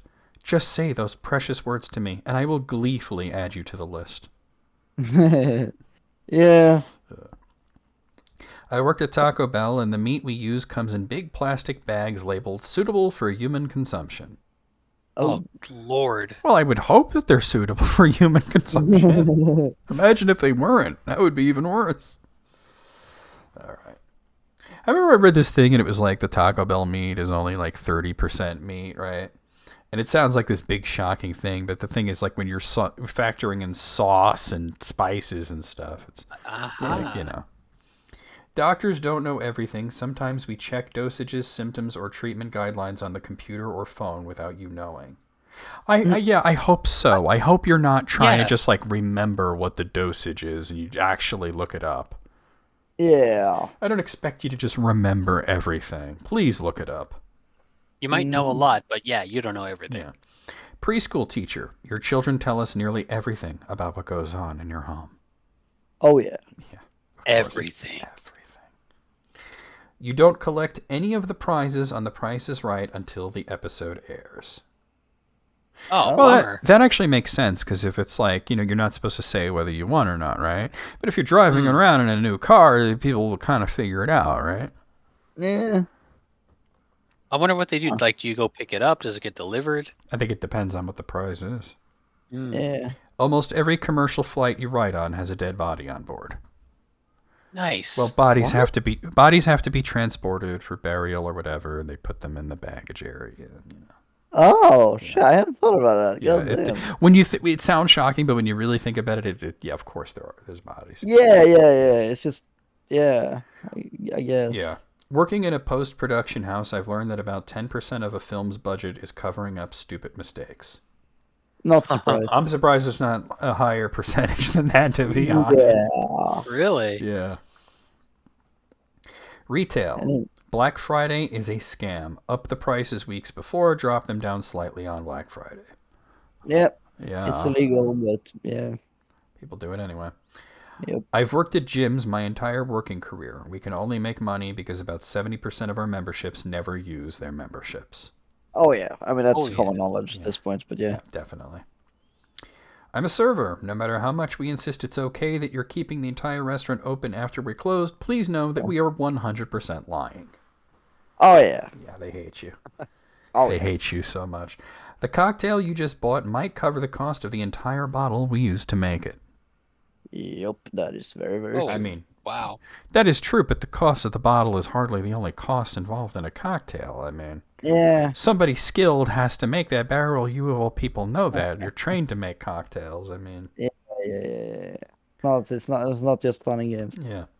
If a medical bill you get seems wrong, don't trust it and ask questions. Dozens of clinics make mistakes and have at least a few lazy morons on staff. And a bunch of clinics lie about it. No, that has happened. I don't think that they lie so much as they just fuck up. Yeah. No. But they continue with it. Like, no, it really is that much. I'm a lawyer. If I ask you a question, be 100% honest with me. I can deal with bad facts. Surprise facts aren't going to go well for either of us. That's true. That was the last one. How many were there? Or did it say at any point? I don't think it's... No, it didn't. It just says employees share their industry secrets. That was really a lot better than because usually it's a little too heavy on the McDonald's, they're cleaning the ice cream maker. It's usually just a bunch of fast food things. But I'm gonna agree with Mogul. That's a A plus. Yeah. Right there. So A plus. That was and they were bite sized. I like that it wasn't a long, overblown story. Well, they were all like images, So, that was fun. Yeah, me likey. Beryl, thank you for coming by. Yep. No, I haven't decided who's going to be next. I kind of wanted to reach out to June and see if she would be interested in. Wicked.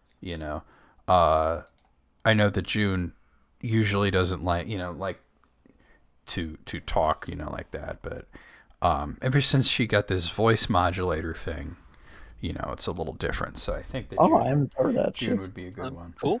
If you've been on a voice call with June at all in the past year, you've heard it. Oh, okay, never mind then. But anyway, guys, we're gonna go ahead and we're gonna end the stream. We're gonna do a raid, but before we do that, I am gonna go over the schedule. I know I did that earlier, but maybe some people are here that weren't at the earlier stream. So first of all, let's hide the list critics thing. And I was playing Wario earlier. Okay, so this is what's going on tomorrow night. I will be starting a new game. It's called Neugier for the Super Famicom. It's an action RPG. From what I understand, a pretty short and easy game, but as you can see, it's anime as fuck. We'll see what that's all about. That's tomorrow night. Friday afternoon, I'll be continuing along with Live Alive remake version for the Nintendo Switch. Enjoying it so far. Really no big complaints for Live Alive remake. Saturday night, we'll be continuing along with Suikoden 5. Supposedly, this is a pretty long game, so we're just ripping through it. We're gonna get this done. We're gonna get all 108 stars of Destiny. Sunday night, I will be returning with more of Ys 7 for Switch. Monday afternoon, we got more Capcom fighting games. Street Fighter 2 Champion Edition. We just have 3 more characters to play in that one, and then we are going to move on to Street Fighter 2 Hyper Fighting, which is a game I played the hell out of as a kid, so that should be a lot of fun to revisit that. Tuesday night, more Metroid Dread. Really liking Metroid Dread for the Nintendo Switch. That's going to be a lot of fun. And then Wednesday, I would normally be doing Wario Land 2, but Wednesday there will be no stream because that's the date of Gibbs' surgery, so we're going to have to take him to the vet, get his paw lasered, take him home, set him up. He's going to have the cone of shame and all that, so no stream on Wednesday. That being said, let's go over here and let's see who we have online that we can raid. Who do we got? Let's see. Let's raid Captain Retro here. How is he still going? He was streaming when I ended the earlier stream, but it says he's only been on for an hour and a half. I guess he's also doing multiple streams. He's playing Outlast 2. Let's go over there. Cool. All right. This guy actually has the name Captain Retro on Twitch. Let me give you guys a raid call here. Let's do Dickles the Bee message here. You know, Dickles hydrate, stinging the taint, all that stuff. Let's see, Dickles the Bee here with 3 facts. 1, you're valid. B, no, I should, no, done 1. A, you're valid. 2, hydrate. And D, Chuds gets stung in the taint. Let's try spelling things right. Taint every single day. I don't make the rules. Yes, I do. Dickles. Alright guys, there's your raid call. Copy it, paste it as we head into Captain Retro's stream. We've learned that he doesn't mind the word taint. Some people get all upset about it. I mean, not really, but some people have these like wag-ass like bots that time everybody out for saying taint or for being in all caps. And you know, they hate fun is what it really comes down to. So I'll see you guys tomorrow for Neugear. I'll see you on Discord, just around in general. Maybe I'll see you. We'll do finger guns. Just please don't whip it out. And away we go. Hands off, dance off. Yeah. Baba Booey, Howard Stern's penis. Indeed.